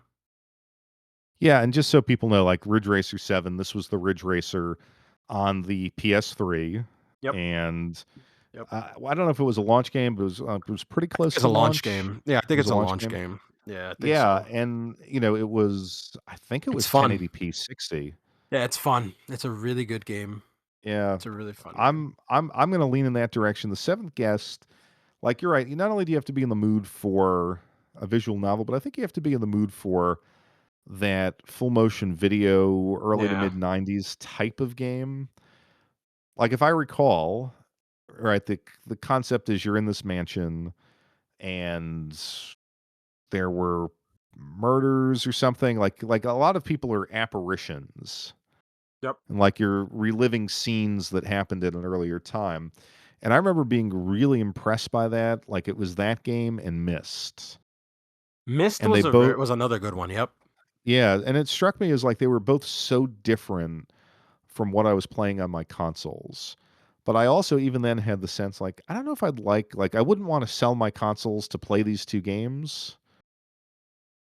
You know, I'd rather have a Genesis than a PC that could run Seventh Guest. Definitely. Yeah, so that's kind of Definitely. where I felt, but I mean, it was definitely creative, and I think it was, and I had a again, you could watch some videos, refresh your memory on this. It seemed like it was a lot more vibrant and alive than Myst. Seventh Guest? Yeah, Mm, no, wasn't Myst I think really Myst like was more vibrant. Yeah. really okay? So maybe my Uh, memory because I think I always see Myst as like you're looking for clues, puzzles. It's just an emptier world, Definitely whereas emptier. Yes. yeah. Definitely emptier. But Mist was a quote unquote what the kids will call it. Mist is a vibe. Yeah. No, it's that's fair. definitely it's definitely atmospheric. Um But yeah, it's Mist and Seventh Guest are pretty much the same. You have to be in the mood for that kind of thing. Yeah. All right, so we're going to go Ridge Racer, and then the next one. I mean, this is the key battle. This is the PS1 Ultimate RPG battle: Final Fantasy VII versus Dragon Warrior 7 or Dragon Quest 7. Ooh. This is pretty easy, even though Dragon Warrior 7's good. It's no 8. So I Yeah, would probably go FF7. absolutely. Yeah. That Not sucks, even man. gonna. Because Dragon Warrior 7, it's not bad. It's just tedious. That's Very all. tedious. Yeah. Very, and like I said, I think we talked about this game a couple episodes back because I had gotten the remake, and I know the Yeah. remake tried to streamline things, but I still thought it was tedious. You know, it was Yeah. expansive, it was beautiful, but it was slow. Yeah. And Final Fantasy VII, obviously, as we've said before, is one of my favorite games of all time, so it's gonna move along. The next one, very interesting: Ace Combat 7: Skies Unknown Ooh. versus Final Fantasy VII Remake. I like that Ace Combat. I do too. I think it's a very underrated game. Um, Granted, uh, let me think. My son is crying. He wants into the game room.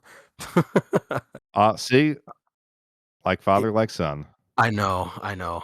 Um, let's see. Ace Combat remake. I'm gonna be man. I'm leaning towards Ace Combat to be honest with you because I really like Yeah, that one and I like I like Unsung War. That one's really good too.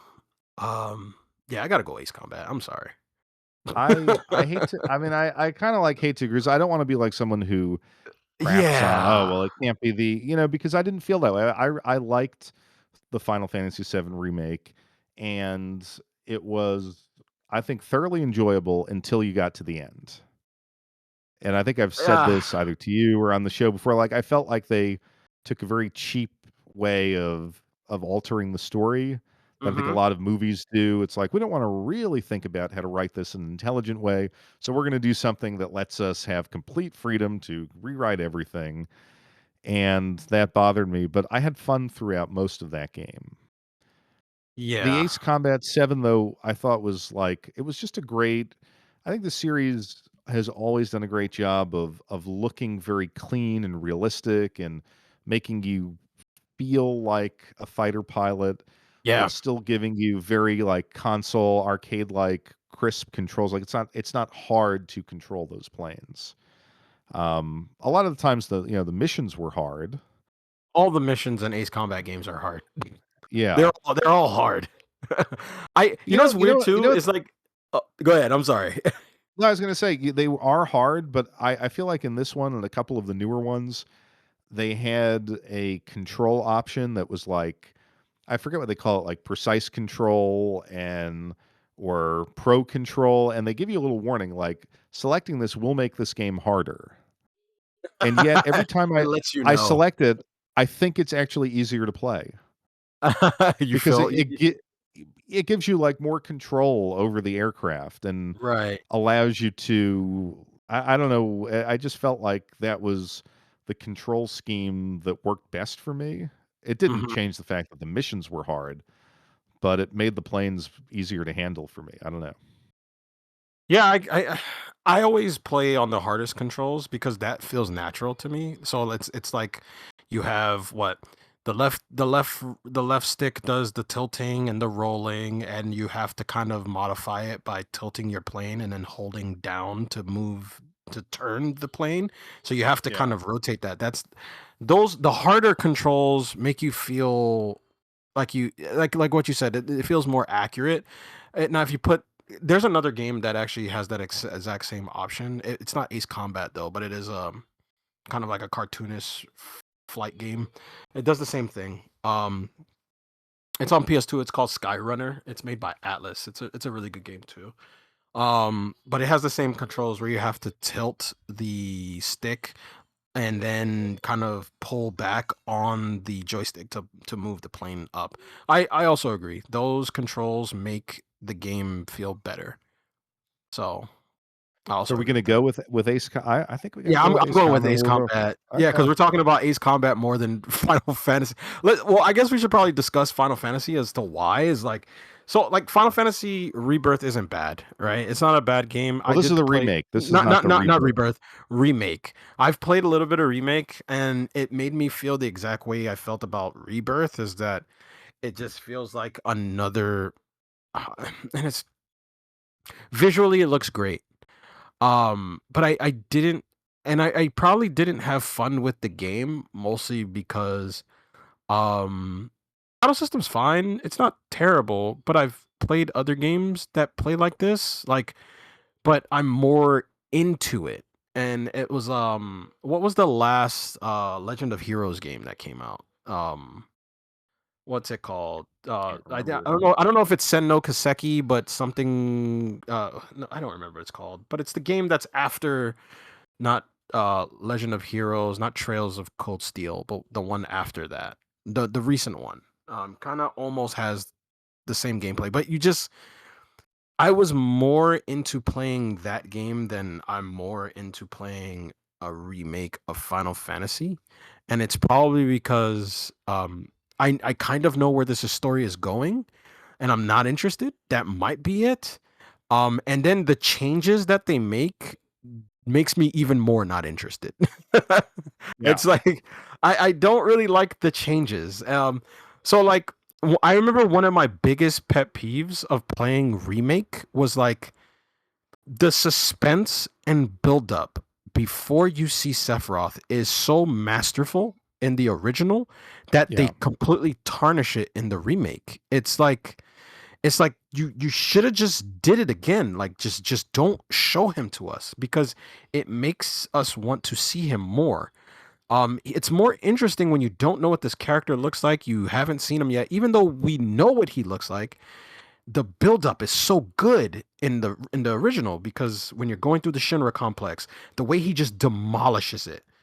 And when I don't know if you remember this in the original when you're walking through the hallways and all the blood is smeared on the floor. Yeah.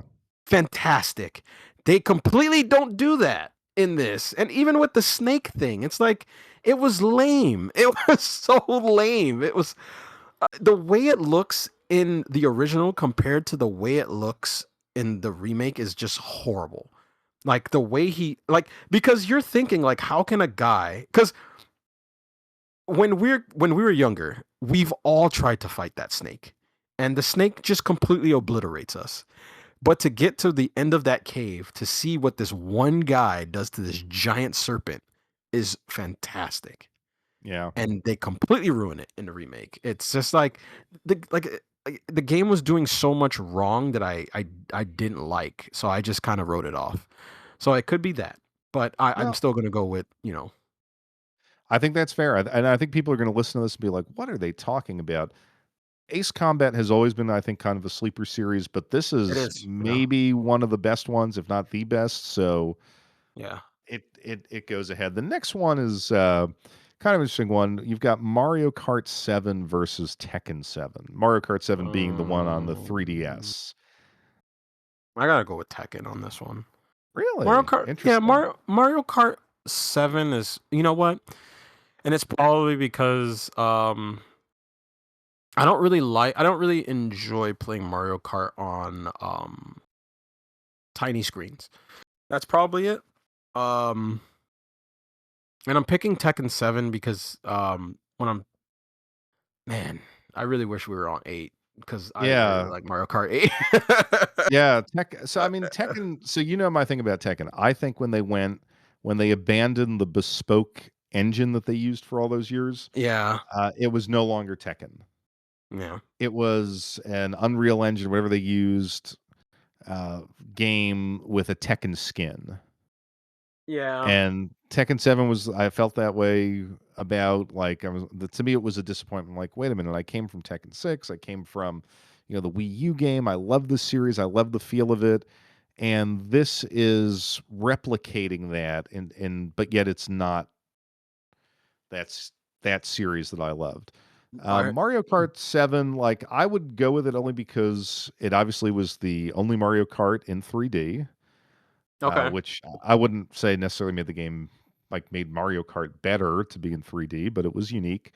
If I recall, it had a pretty robust online mode, and I Okay. remember actually playing it. Well, not that I do a lot of online play, but it was one of the features. I tested it out. It worked really well. It it was, I thought, like so much better than the DS version. I don't know. I didn't like Mario Kart DS. Uh, So I felt it was fresh enough where it intrigued me, and I just hate the Tekken series now. So that's um, where I land. for me, man, I mean, uh, I'm trying to think. Like if I had the choice, like would I want to play Tekken 7 or would I want to play, Mario Kart on a handheld? And that's the only thing is like I don't enjoy playing Mario Kart in handhelds. Well, no, that not handhelds, a tiny screen. Because I Yeah. like Mario Kart 8 and I played that a lot on the Wii U and I played it a lot on the Switch. So, um, uh, I mean, I can go either way to be honest with you with these two, but Yeah. I I think mean, it's gonna lose in the next round because it's going up against Ace Combat fine. We can go. 7. We can go Mario Kart. Yeah, and then we can just say Alright. yeah. Just go straight to Ace Combat. Yeah. There we go. Next one is an interesting one. It's, E7 versus Crisis Core Final Fantasy 7. Oh, that's good. That's yeah, Hmm. it's a tough one. I love me some E7, but Crisis Core was good. Crisis Core was Um. very good. Wow, this is actually pretty good. Hmm.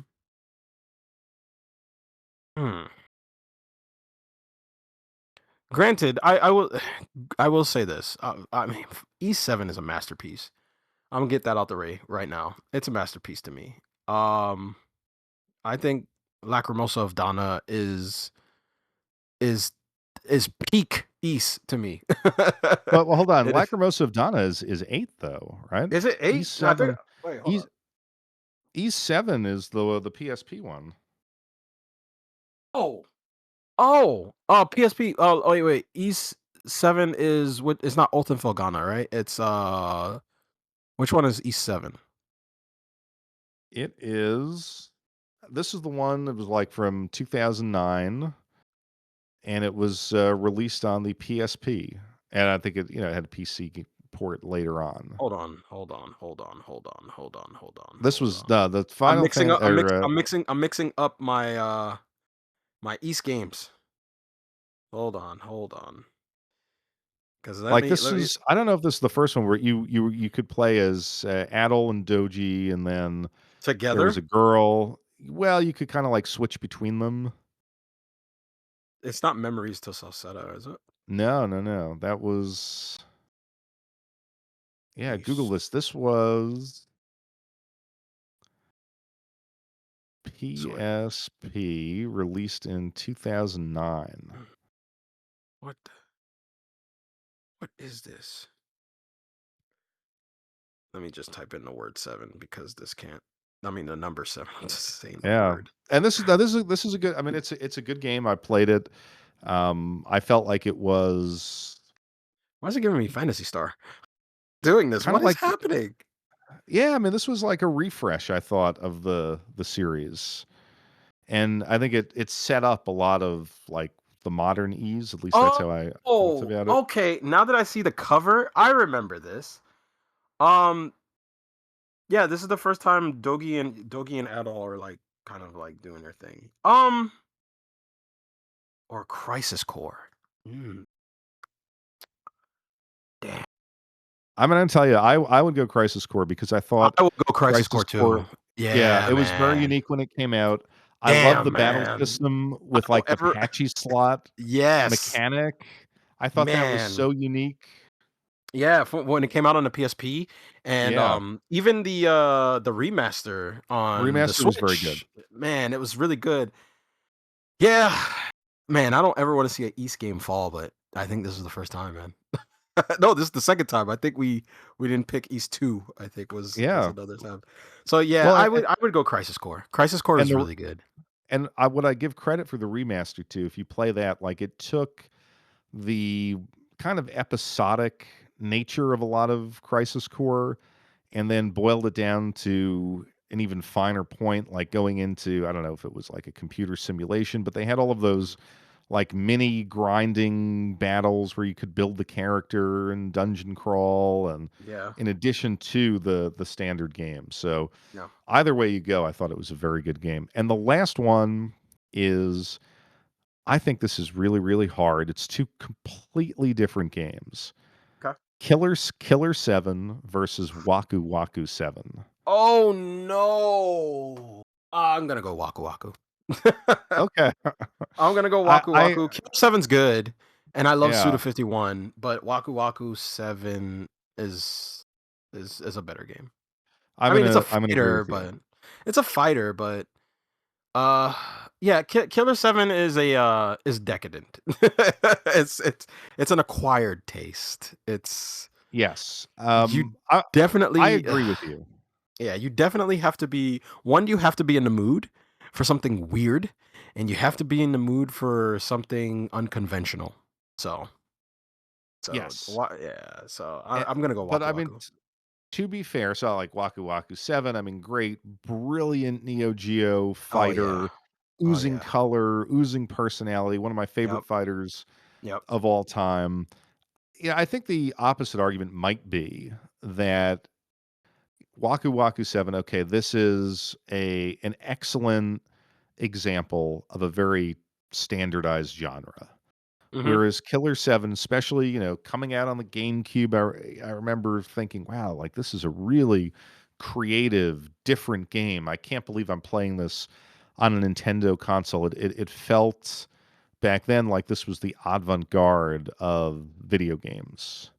Yeah, That having been said, I don't like it as much as Waku Waku 7. yeah, But, I do feel like there's someone who would come in and say, like, "Why don't you reward that creativity?"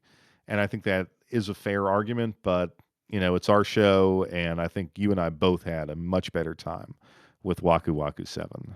yeah. So, now, we're into Wait, we've whittled it hold down t on. Yeah. There's no Final Fantasy 7 Dirge of Cerberus on this list. That's hilarious. I did not get no. I was hoping for that because I recently popped that in for the first time. But anyway, Really? yeah, it's got its issues. However, I can see why it got bad reviews back then, but it's not terrible. It's okay. It's just okay. So there's an honorable mention game, because I was going to say that we could throw in a few honorable mentions because, like I said, there's if you do it by review and aggregates review score and historical significance, you're going to kind of leave out some games that should be Right. mentioned. So maybe that'll be an honorable mention. Yeah, the final eight, I think now pretty standard. Super Mario Hmm. RPG versus Gran Turismo. What do you go with? Uh, I'm going Mario. Absolutely. Again, and you're rewarding creativity, uh, Yeah. historical significance. So obviously that Ridge Racer 7 versus Final Fantasy 7, the original. I like them both equally. I'm not gonna lie. I was going to say your silence is scaring me here. Yeah. I'll go 7 because it's one of those it's a trendsetter. Yes, Final Fantasy 7. I mean, Yeah. Ridge Racer at the end of the day, for as impressive as that one was, I never was really a huge Ridge Racer fan. And Final Fantasy 7 is a historical classic. Yeah. We already said Ace Combat 7 was going to win over Mario Kart. Yep. So that moves on. And then Crisis Core versus Waku Waku. Tough Crisis. one. Crisis. Yeah, I was gonna. It's interesting because I thought you were gonna go Waku Waku, and I was gonna agree No, with you. Crisis. I gotta go But Crisis Crisis. Core, there's too much in Crisis Core. Yeah. Um, so definitely. And we have reached the final four: Oof. Super Mario RPG versus Final Fantasy 7. 7. Yeah, it's got to be 7. I mean, Yep. And I'm not going to belabor the point. We've talked about it As even much on as this I hate to episode. admit it, as much as I hate to admit it, we're gonna run into a same point that we had last time. Whereas Yeah, Final Fantasy, what was it, 6? No, what was it? Persona 5, right? That Persona was the 5 versus yeah, Strikers. Yep. yep. And Ace Combat versus Crisis Core. Crisis Core. Yep. I'm going to give you before we have the final battle here. I'm going to give you another a very very odd honorable mention. Okay. That is a What is it? game called Race '07. And what this was back in the early to Okay. mid 2000s was a company called Simbin, and they made some really great PC racing games. They did GT Legends, um, and they had many others. I'm blanking on all of them, but this was like the simulation racing game I've always thought for the PC. And then they released this Race '07, which did so much of what they did well even better. Okay. And I had a blast with it, and it actually evolved into the Race Room Sim Racing series, which is still out on Steam now and is a lot of fun. It wouldn't have beat any of these games, but it's a very good PC racing game that you actually can. It's hard to play. It doesn't have controller mapping, so you do need a wheel. Um, so not a lot of people have that setup, but I just wanted to throw that in there Mhm. before we get to Final Fantasy VII versus Crisis Core. Shy, where do you stand on this? I'm gonna be honest with you, man. I really, man,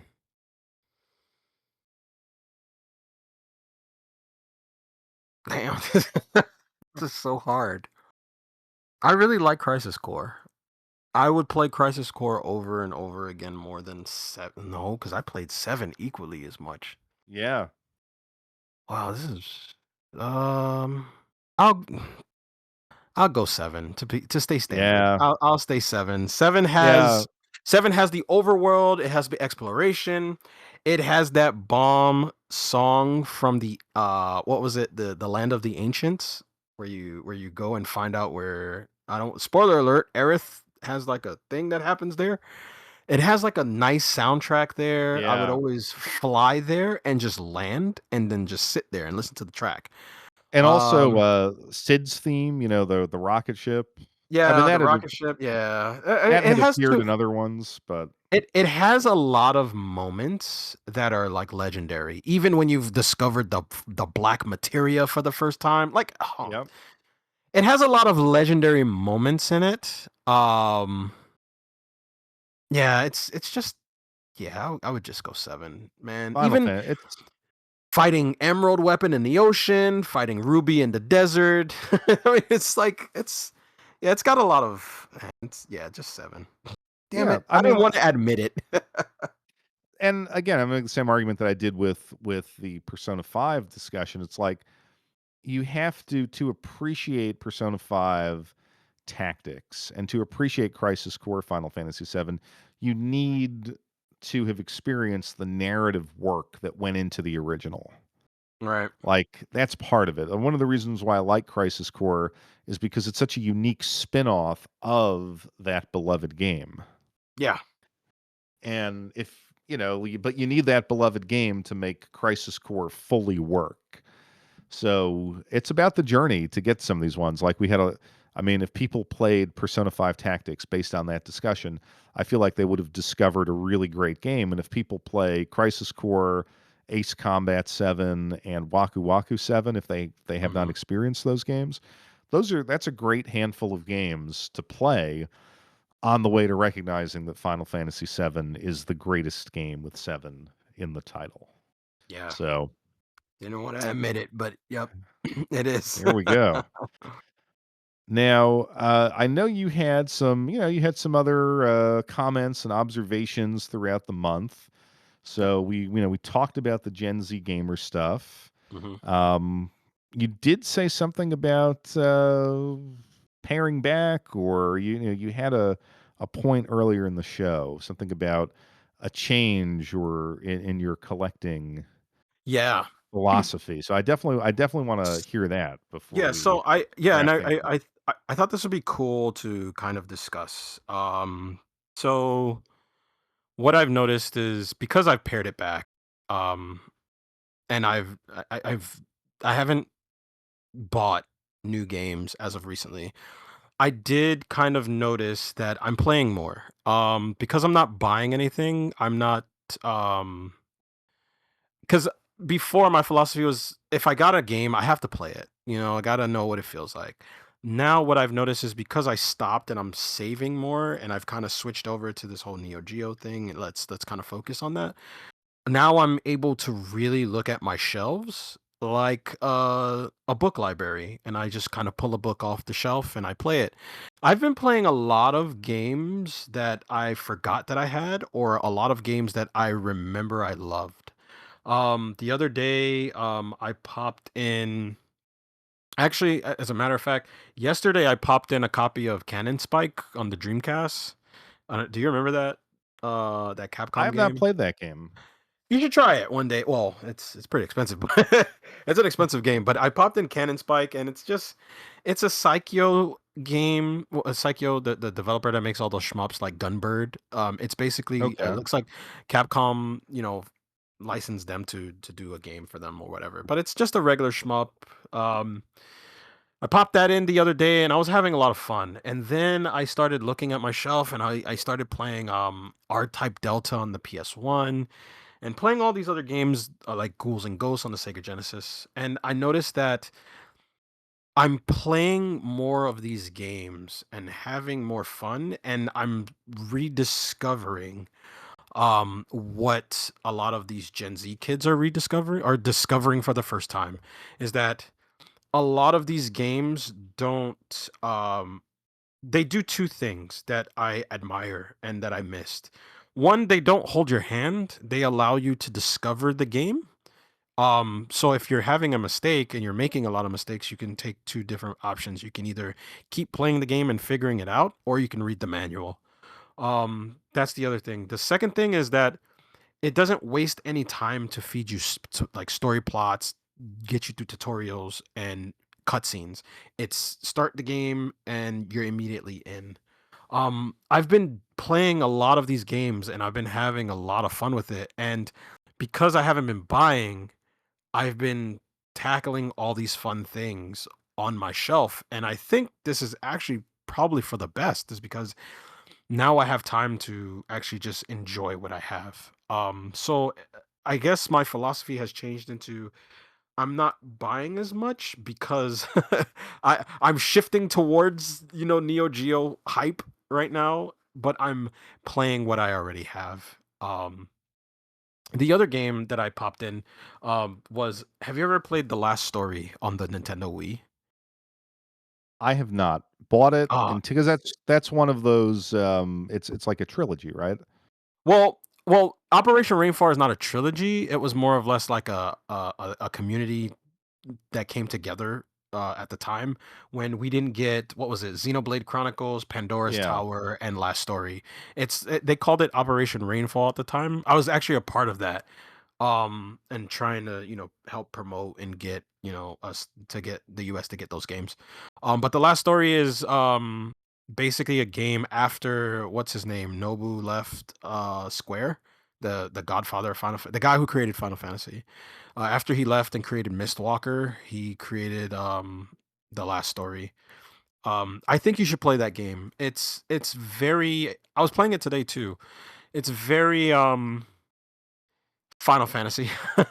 It's very Final Fantasy, but it feels like Final Fantasy with a kind of what nostalgic take. The music feels 1995, not the controls because it plays almost like an action RPG with an interesting mechanic where um you basically you can basically issue commands to your party members around you to do certain things and spell attacks. You can run up walls and do different type of magic attacks and stuff.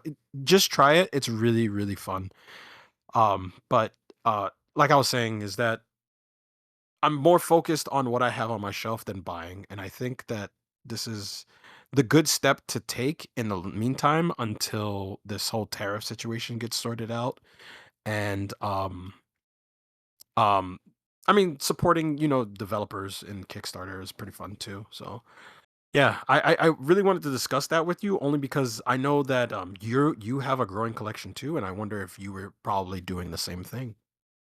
Yeah, I mean, I always said, why did I buy games in the volume that I did? It was because I was waiting for that one day when I could enjoy them. And sometimes I play them right away, but even if they were unopened on the shelf, the goal was to play them one day in the future. And so maybe for some of them, that day in the future is today. So I mean, I definitely see that. I definitely agree with that 100%. It's interesting how you said like a library. You know, that and I think when your collection grows to a point, it is like a library, and a library is, this curated collection of items that you control, right? I mean, Yeah. you don't need to log into anything to play the last story. You can play most of these games, even if you're playing them on an internet connected console like the Switch. I mean, still, as long as the game is on the physical media and the system is working, you control your access to that entertainment. Right. And it's like you could pull a book off the shelf, you could have any experience you want. And to actually slow down the buying and focus on what's there is very rewarding. I haven't, like I said, for me, it hasn't necessarily been a conscious move. It's just kind of like circumstances conspiring to have me buy less. Like, I feel if the tariff thing hadn't happened, right? And the Neo Geo hadn't been re-released, and we were back in our 2004, 2005 mode where we would just be texting each other all the time. Hey, look at this thing, look at that thing. Yeah. You're going to import this. Like that was fun, and I enjoyed that, and I'd love to return to it. But circumstances being as they are, this is, I would say, equally rewarding Yeah. to sit down and play those games. And I feel like as life gets a little bit more complicated, as you get a little bit busier, those moments in the game room to me mean more and are more enjoyable than they were when I was like 27 and, chilling on a Friday night with some beer, a pizza, and a video game. Like, I love that time as well. But to have that hour, 2 hours, 3 hours now to lose myself in a video game, especially one that I can kind of like pull off the shelf, it is really rewarding. So yeah, I don't. I think you summarized it well. Uh, but you have to admit, if we could do what we did 2 years ago, I think you and I would still enjoy that. Of course. I mean, Uh, yeah, I agree. I mean, if we could still do it, it would still be fun. Um, but this side of things is also fun. It's a different kind of reward, is what I'm noticing.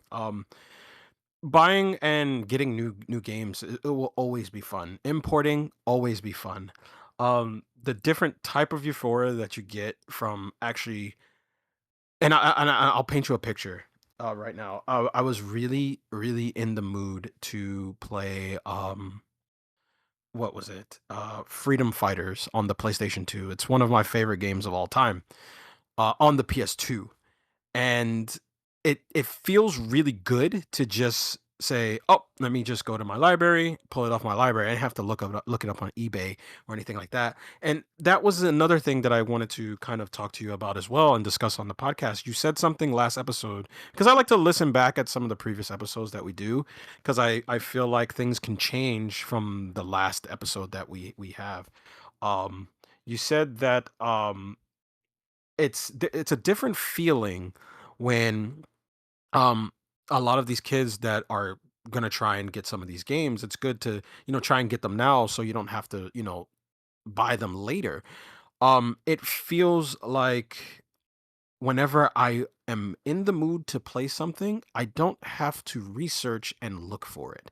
I can just come in here and pull it off of my shelf because I already have it. And I don't have to worry about buying it if it gets into an inflated price. So the benefit of having a physical game collection is just that. Yeah, I think it's gonna kind of bleed into all physical media.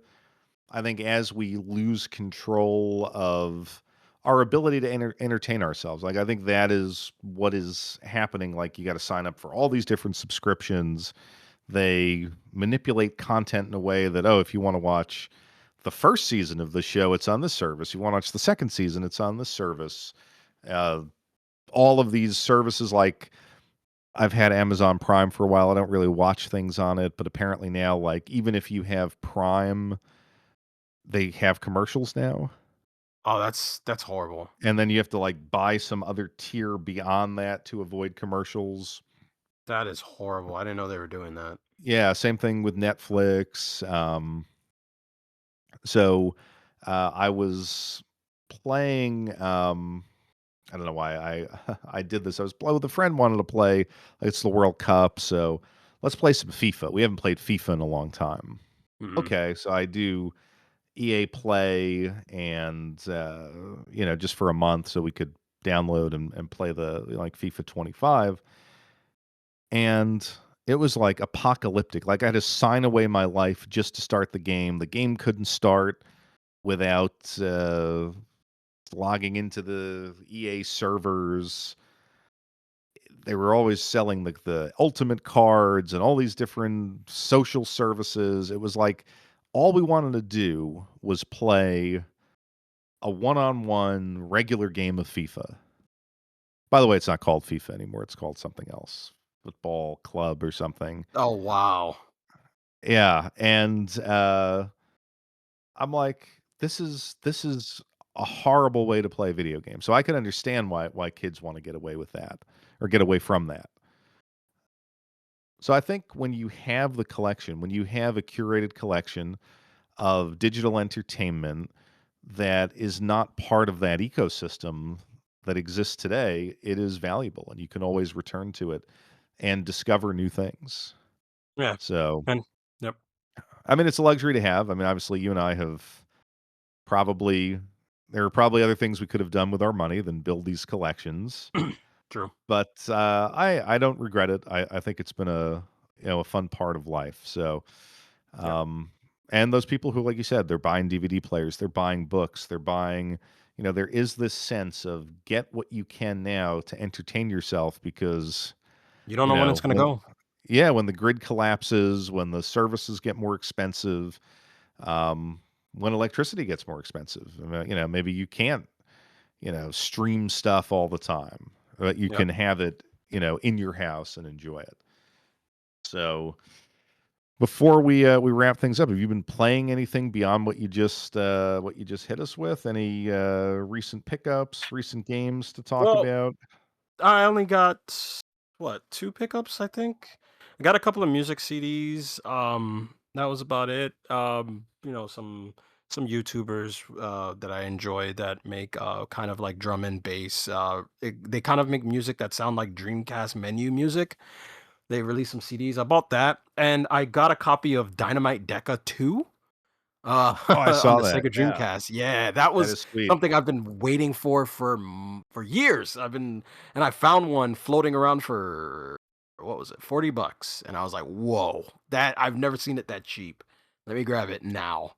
So I bought that, and that was about it. But games I've been playing, I've been tackling some, so like I said, I've been playing a lot of games on my shelf. So right now I'm playing 3 games off my shelf. I'm playing I'm trying to wrap up P47 MD because we always go Okay, back to that. It's that last great level. one. It's that Yeah, last level. it's hard. I hate it. Um I've been playing that. I went back to playing a game on my Wii called Fragile Dreams. Um, I've been playing on the PS2. It was is the Nightmare of Druaga. I'm doing my another playthrough of that. I think you should get that game, by the way. It's still cheap. Um, I think you should get your hands on that PS2 game, Nightmare of Druaga. It's basically a dungeon crawler, roguelike dungeon crawler, but I think you would enjoy that. And Nice. I that yeah, I that's about it for me. So I will look into that because you did put that on the It's like Discord. I gotta. yeah, it's like 25 bucks. It's a $25 game, and you know when you put this out, it's probably gonna go up. No. Yeah, our two listeners are gonna run out and grab it. No, I gotta. No, I will pick that one up. I have been playing, so this is going to be a really, really odd one. Really, I don't think I've ever said this before. So the first game I've been playing, I picked up the new Forza Horizon 6 Okay. because it takes place in Japan, and I was interested in that. And I will say that it is. I mean, what we've talked about, like you like the Forza Horizon series, correct? You're not Yeah, a yeah, yeah, yeah, yeah. yeah. So I think it's a great map. There's a lot to do. Um, it is a great Forza game. Like I think Forza might be the best arcade racer because what arcade racer gives you that much variety, that much freedom and space to traverse and get to each race and do the barn finds and challenge the AI. Not really the AI, right? What do they call those? The drivatars, like AI controlled versions of other humans. So tons and tons of stuff to do. I will say that I'm less convinced of it as a representation of Japan because I don't think Why you is that? like it was marketed as, oh my god, this map is something totally different. It gives you like the streets of Tokyo, the initial D downhill segments, driving up the coast. And it does give you all that, but as part of smaller regions on a traditional Forza map. And so Okay. I think its fidelity to Japan was like overstated. Now, like the textures and the road designs are um very near to kind of like what you see over there. So it's beautifully designed, but it's not an immersive world of driving in Japan. Like Tokyo is a Mm, massive city, and on this map, it is like it's a section. You could speed through it and get to the mountains or get to the coast. okay. It does have some places that are really, I think, true to life. Like having been there now for a few times, there are these moments in the game, like you can drive in front of the Tokyo Tower and kind of where you queue up in front of the Tokyo Tower, at least when we went, we had some like there were these like trees and a little canopy, and that was there. And I was like, oh my God, I've been right there. Um, there was the section on its rendition of the Rainbow Bridge. Did I tell you about my go-karting Yeah, experience when I was you there? did. Yeah. Where I lost control, like the Almo brakes yeah, broke and I was just me in a go-kart on the Rainbow you were Bridge with all afraid you were these gonna guys. die. Yeah, so like I started sweating when I got to that segment. I'm like, "Oh, that's where I Yeah. lost control of the go-kart."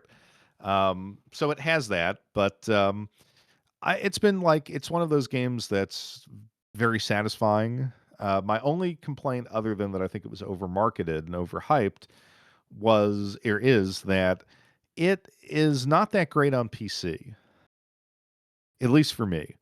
Apparently, there's a bug, like, I don't have a NVIDIA RTX graphics card. I have a Mhm.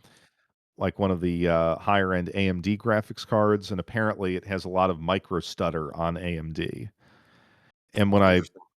pick up a game, like it's very, very rare that I buy an Xbox game.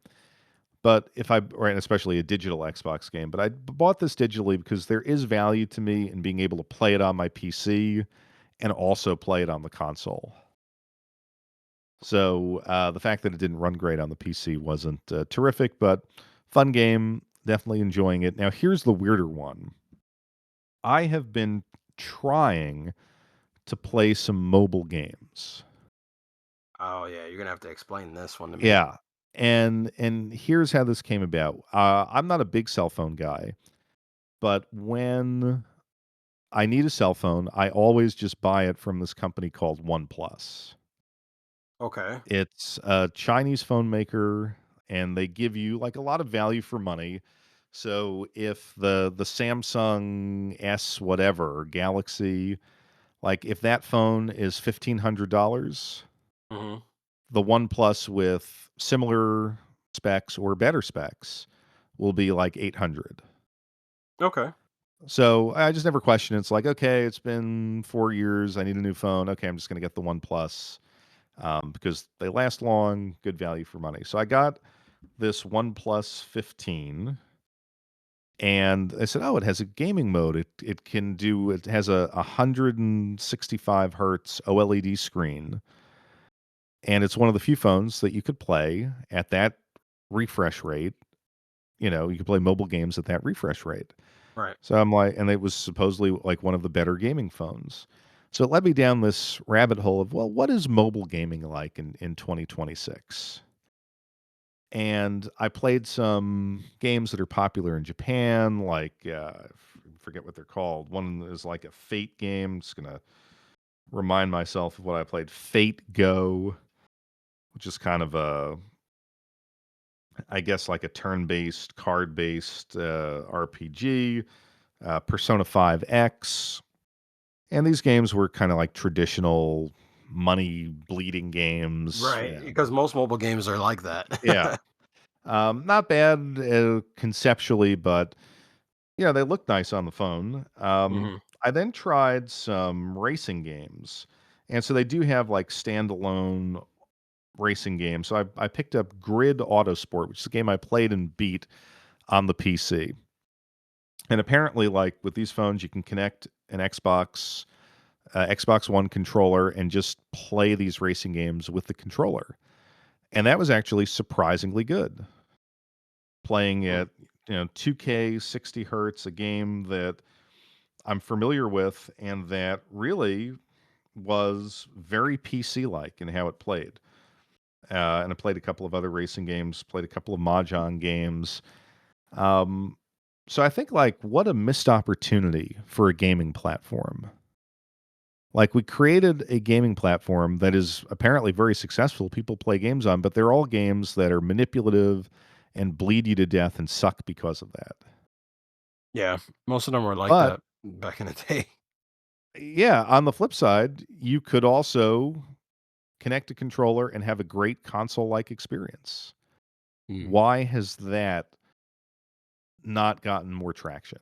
Oh, I know the answer because it's not as profitable. Well, yeah. I was about to say that. Yeah, but I mean, this was like playing these racing games with a controller, on a little stand at night at my desk. Like this is a very interesting platform for games if they would release more games for it.